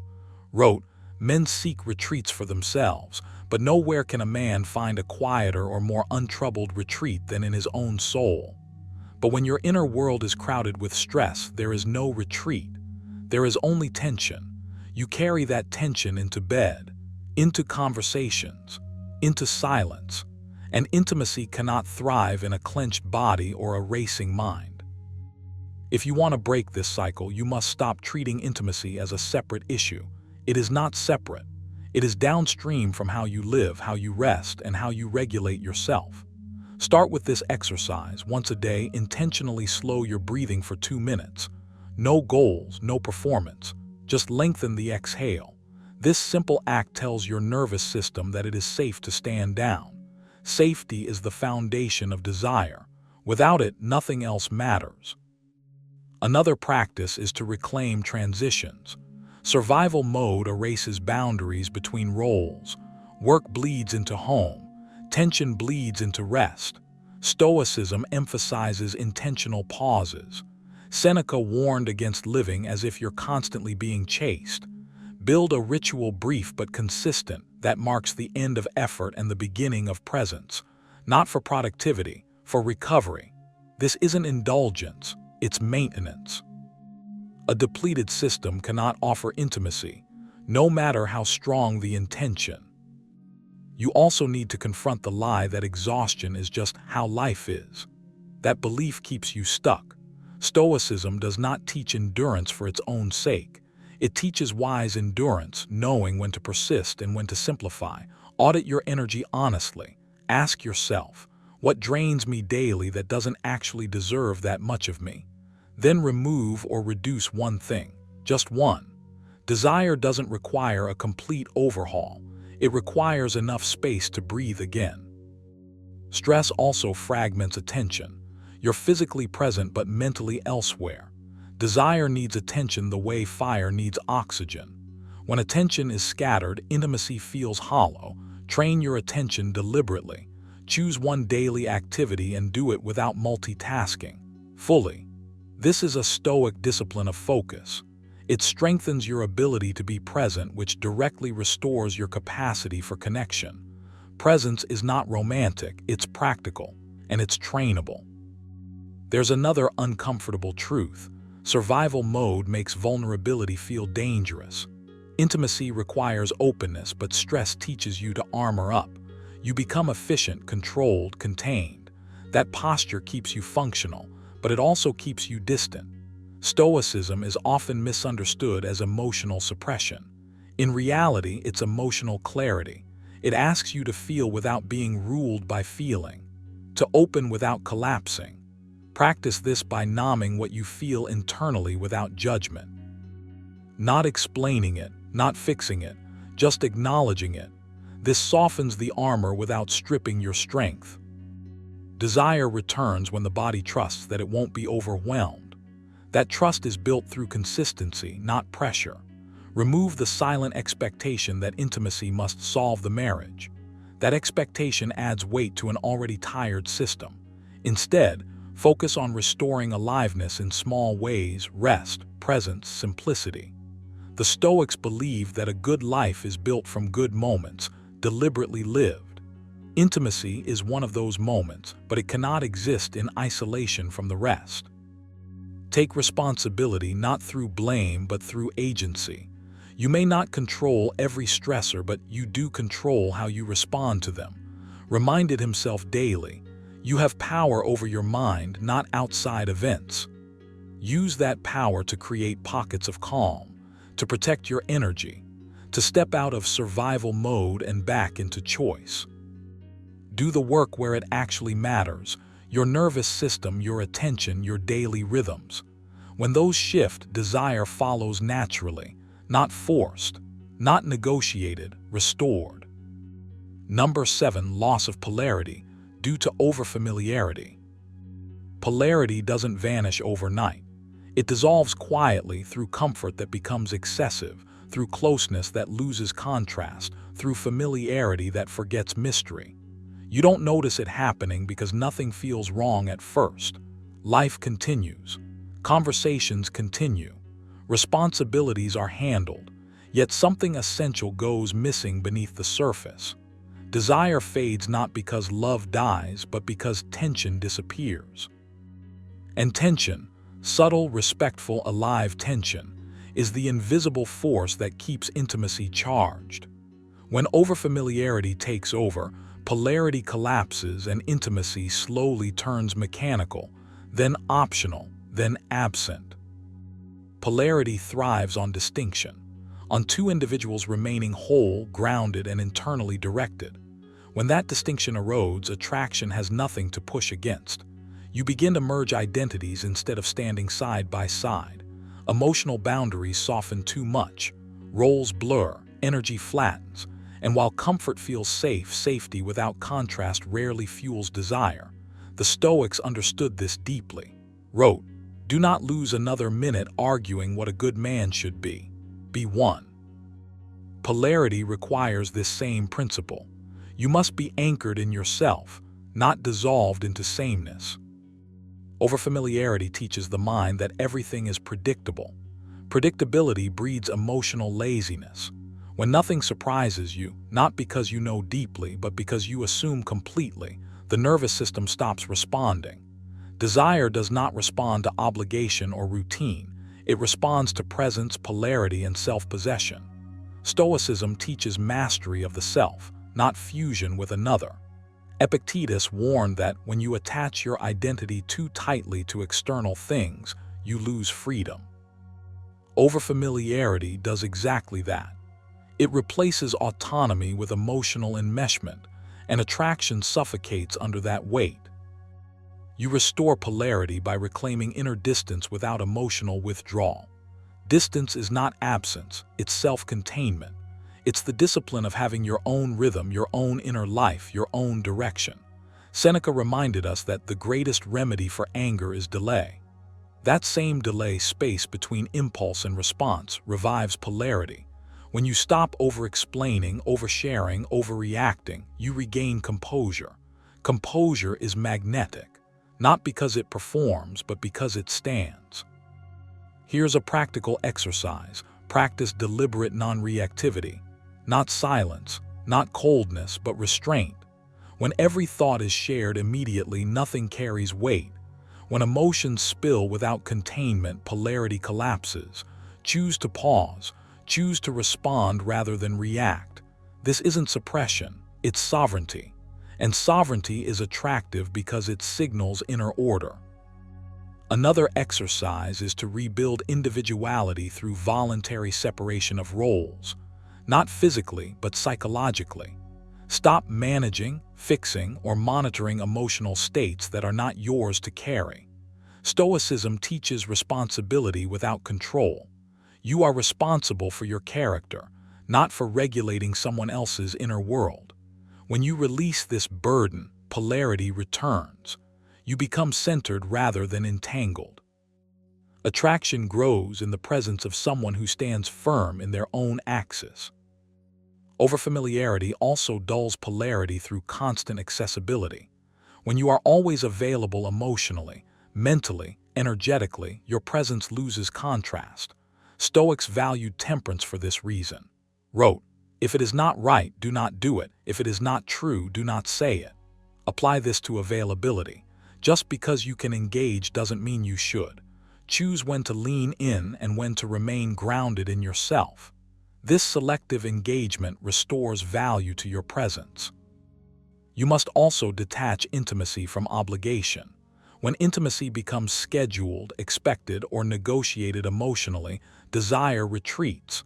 Stoicism teaches acting from principle, not compulsion.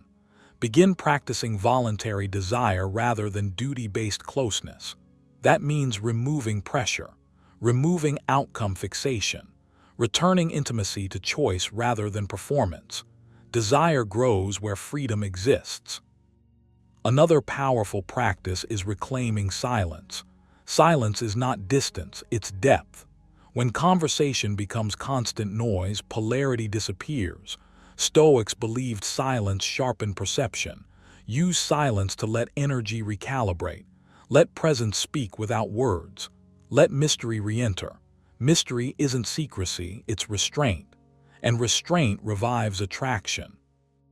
You should also examine how predictability has replaced presence. Predictability feels efficient but kills polarity. Presence requires attention, intention, and grounded awareness. Practice doing fewer things with more focus. Speak less but with clarity. Move with intention. Stoicism emphasizes quality of action over quantity of motion. This embodied discipline changes how energy is felt, not just understood. Polarity also requires emotional courage, the courage to tolerate uncertainty. Overfamiliarity removes uncertainty entirely. Stoics train themselves to sit calmly with discomfort rather than eliminate it. Do the same. Allow space. Allow silence. Allow moments where nothing is resolved immediately. Desire lives in unresolved energy, not in constant reassurance. Take action now. Audit where you've merged instead of stood, where you've overgiven instead of remained centered, where comfort replaced presence. Begin rebuilding polarity by governing your reactions, reclaiming your inner life, and restoring voluntary engagement. This is not about dominance or withdrawal. It's about balance, about standing rooted in yourself while remaining connected. As reminded himself daily, the happiness of your life depends upon the quality of your thoughts. Shift your thoughts from sameness to self-mastery, from fusion to grounded connection, from obligation to choice. Polarity will not return through effort alone. It returns through discipline, restraint, and inner order. And when it does, intimacy no longer needs to be forced. It reawakens naturally, quietly, and powerfully. Number 8. Fear of rejection, leading to avoidance. Fear of rejection doesn't announce itself loudly. It doesn't say, "I'm afraid." It says, "Maybe later." It says, "I'm tired." It says, "This isn't the right moment." Over time, those small internal hesitations turn into a pattern of avoidance so smooth you barely notice it happening. You don't stop wanting closeness. You stop risking it. And that distinction matters more than you think. Because desire doesn't die first in a sexless marriage, courage does.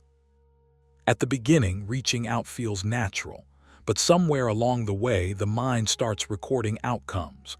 A pause, a neutral response, a lack of enthusiasm, nothing dramatic, just enough uncertainty to make your nervous system cautious. And the mind, designed to protect you from pain, quietly decides that vulnerability is too expensive. So it begins to negotiate with itself. Why initiate if the answer might be no? Why open yourself if there's a chance you'll feel unwanted? Avoidance starts to feel like wisdom, like self-respect, like emotional maturity, but it's not. It's fear wearing a rational mask. The Stoics understood this pattern well. Epictetus warned that we suffer not from events but from our judgments about them. Rejection itself isn't the wound. The meaning you assign to it is. When a possible refusal becomes proof of inadequacy in your mind, every attempt feels like a referendum on your worth. So you withdraw, not because you don't care, but because you care too much about protecting your ego. And slowly, Intimacy turns into a battlefield you avoid rather than a space you enter. Here's the trap. Avoidance gives you temporary relief but long-term distance. Each time you don't initiate, the fear gets rewarded. The nervous system learns, staying quiet keeps me safe. But safety without connection becomes loneliness inside a relationship. And that loneliness doesn't stay neutral. It mutates into resentment, numbness, or silent comparison. You begin to tell yourself stories to justify the distance.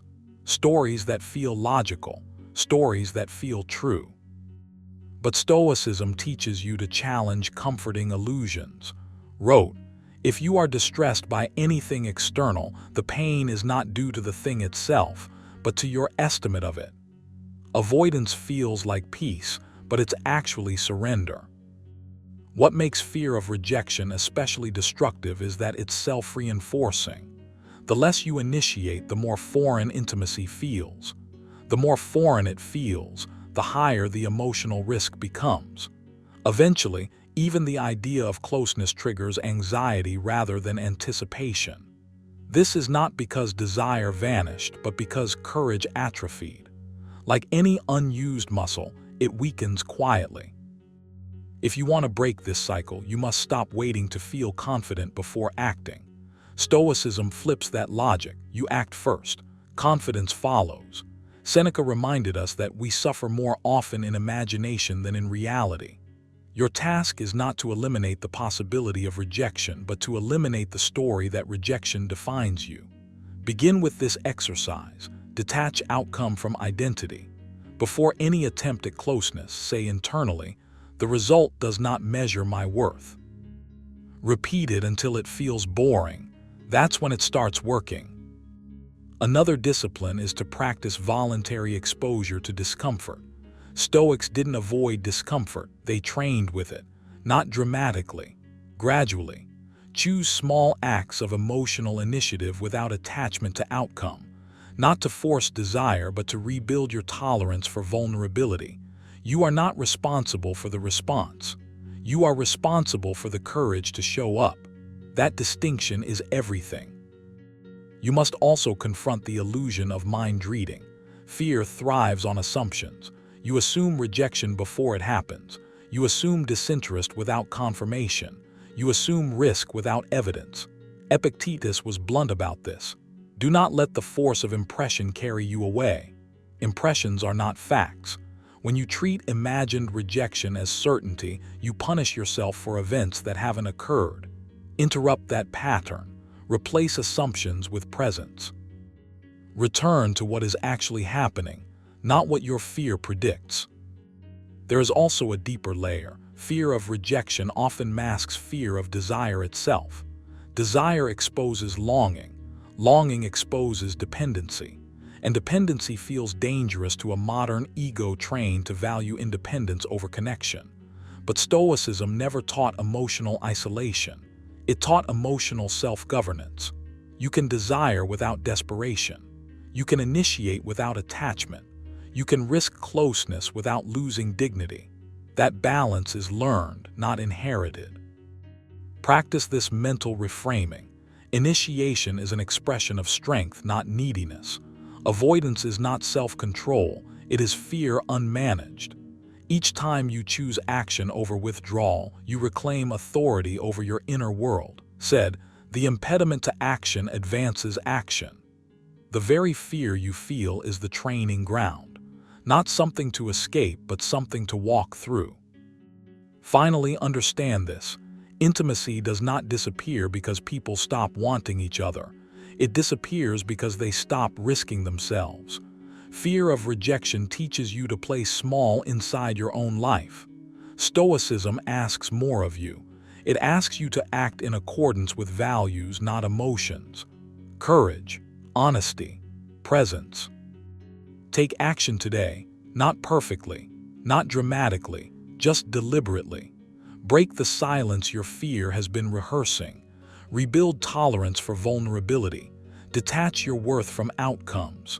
Because a sexless marriage is rarely about desire lost, it's about courage postponed for too long.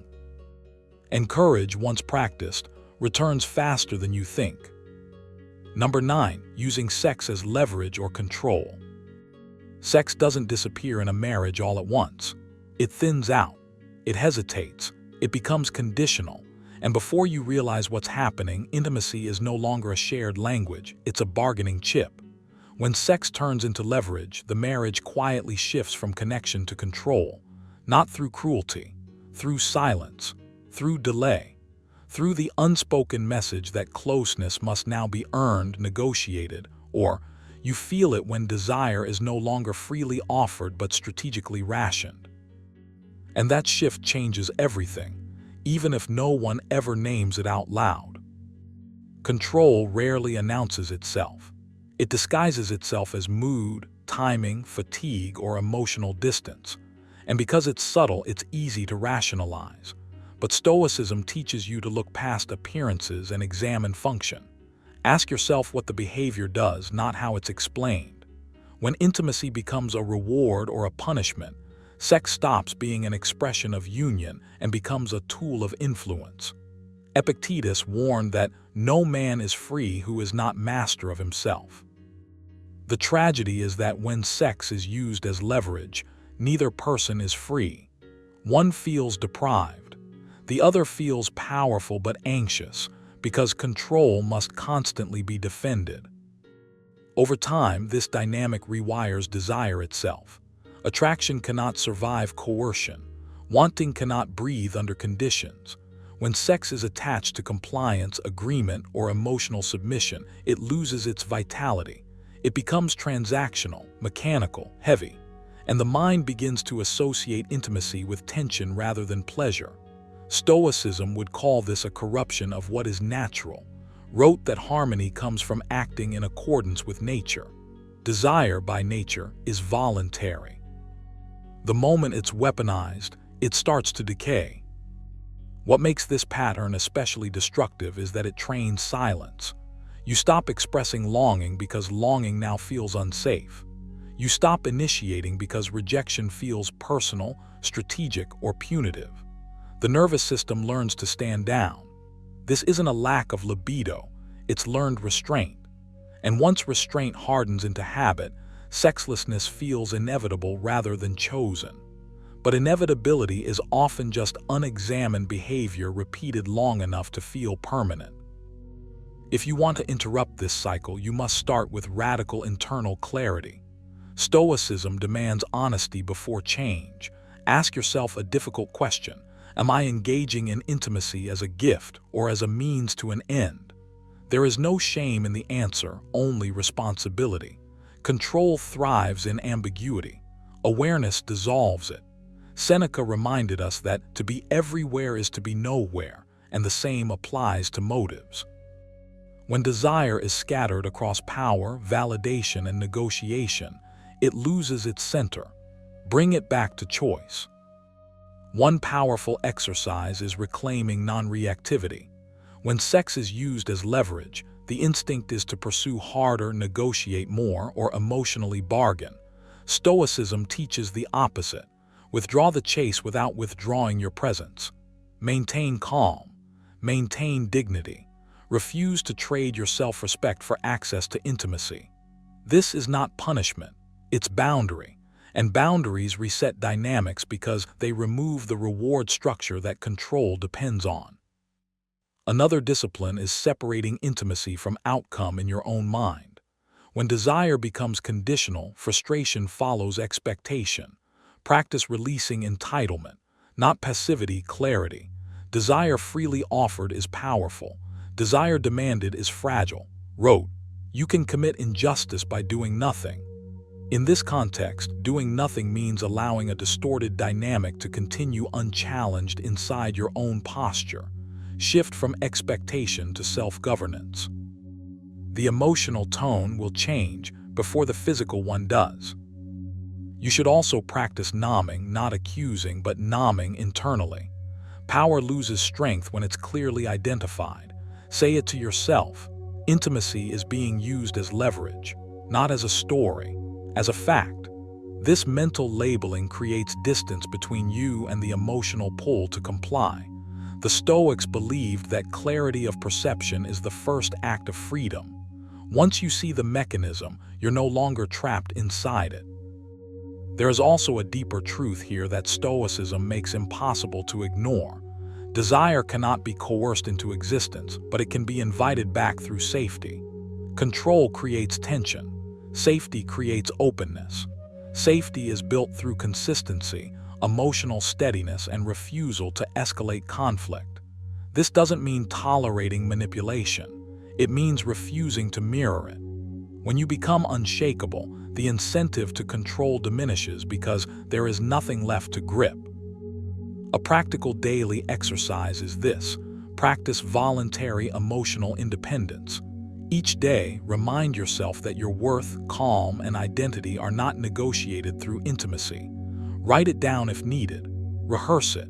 The Stoics rehearsed adversity mentally so they wouldn't be ruled by it emotionally. When you no longer need sex to validate yourself, the dynamic shifts.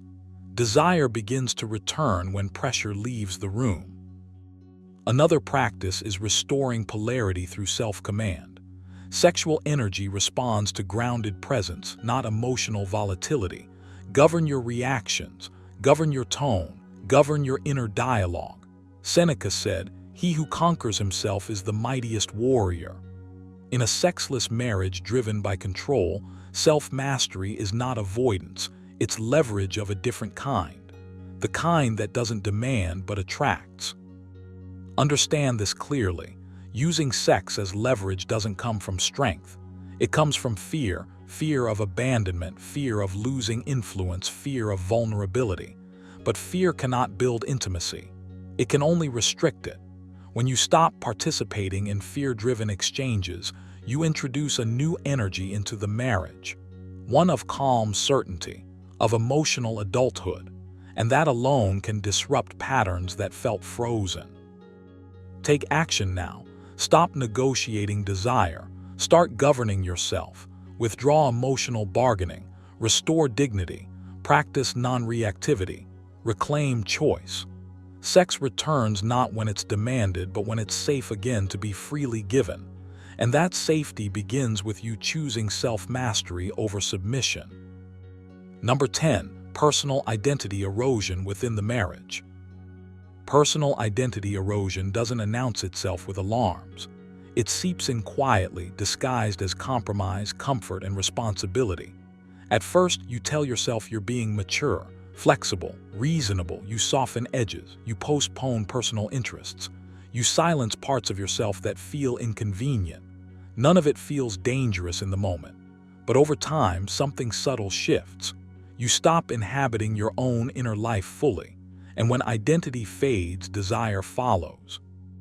Not because attraction is cruel, but because it depends on vitality, distinction, and presence. When those disappear, intimacy loses its pulse. A sexless marriage often isn't about a lack of love, it's about a lack of self. When you no longer feel like a whole person, when your inner world shrinks to roles, routines, and expectations, your energy changes. You become predictable to yourself, flat, emotionally muted. And desire, whether you admit it or not, responds to polarity and aliveness. The Stoics understood this deeply. Epictetus warned, if you are not master of your passions, you are not free. But mastery doesn't mean suppression. It means knowing who you are and refusing to abandon that knowledge for approval or peacekeeping. You may notice that over time, your thoughts revolve less around what inspires you and more around what's required of you. Obligation replaces intention. Duty replaces direction. This isn't inherently wrong, but when it becomes total, it hollows you out. You begin to relate from function rather than identity, and intimacy cannot thrive in function alone.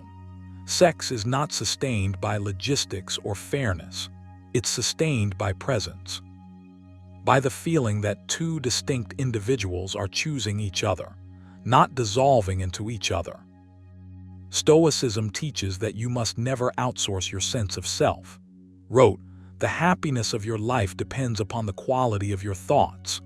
When your thoughts no longer include your own values, ambitions, and inner standards, your emotional life dims.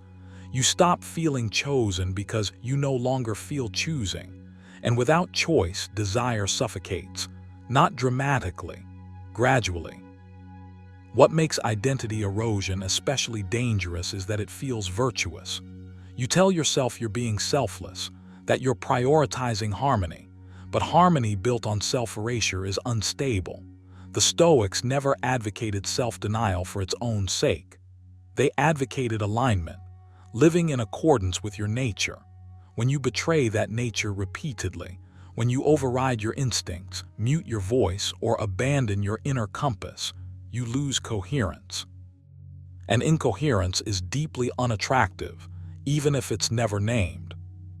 To reverse this, you must begin by reclaiming internal authority. Ask yourself quietly, honestly, where you stopped choosing and started complying, where you began performing instead of expressing. This isn't about blame, it's about awareness. Seneca wrote, "No man is free who is not master of himself." Freedom here means psychological sovereignty, the ability to stand inside your own identity without apology, without explanation. Start with a simple exercise.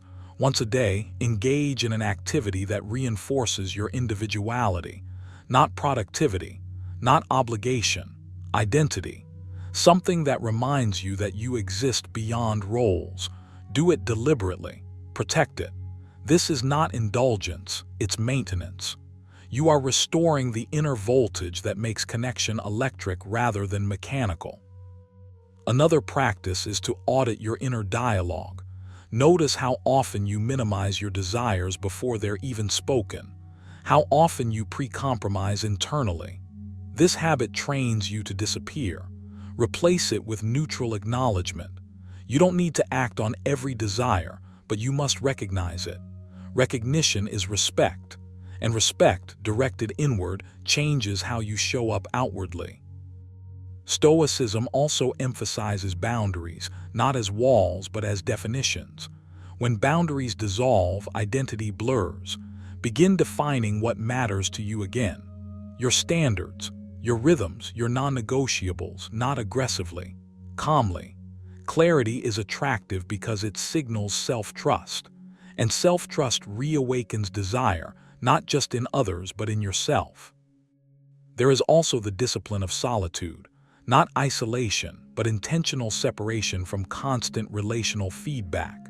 The Stoics valued solitude as a way to realign with reason and self-knowledge. Spend time alone without distraction. Let your thoughts surface. Let forgotten parts of you speak. This isn't withdrawal, it's when you return from this inner alignment, your presence changes. You are no longer seeking validation, you are offering energy. Finally, understand this. Desire doesn't revive through negotiation. It revives through transformation. When you reclaim your identity, intimacy follows naturally. Not because you demand it, but because you become someone who evokes it. Reminded himself daily that he was responsible for his inner state, regardless of circumstance. That same responsibility applies here. Take action now. Reclaim your inner life. Restore your individuality. Govern your mind before it dissolves into routine. Because a sexless marriage is often a mirror, not of broken love, but of a forgotten self.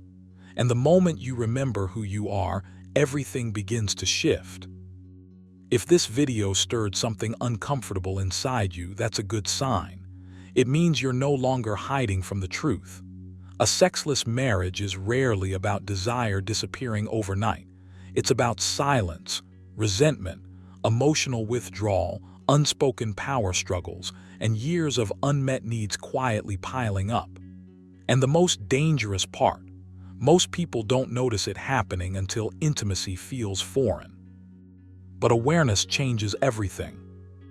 You now see what many couples never dare to confront. And that means you still have leverage over your actions, your boundaries, your emotional presence, and the direction this relationship takes from here. Whether that path leads to rebuilding connection or reclaiming yourself, the worst mistake is continuing on autopilot. If this video helped you connect dots you've been ignoring, don't let the insight fade. Rewatch it. Reflect on where you've been passive, resentful, or disconnected. And if you want more videos that break down relationships with clarity, psychology, and hard truth, subscribe to the channel. Because intimacy doesn't die by accident, and neither does respect.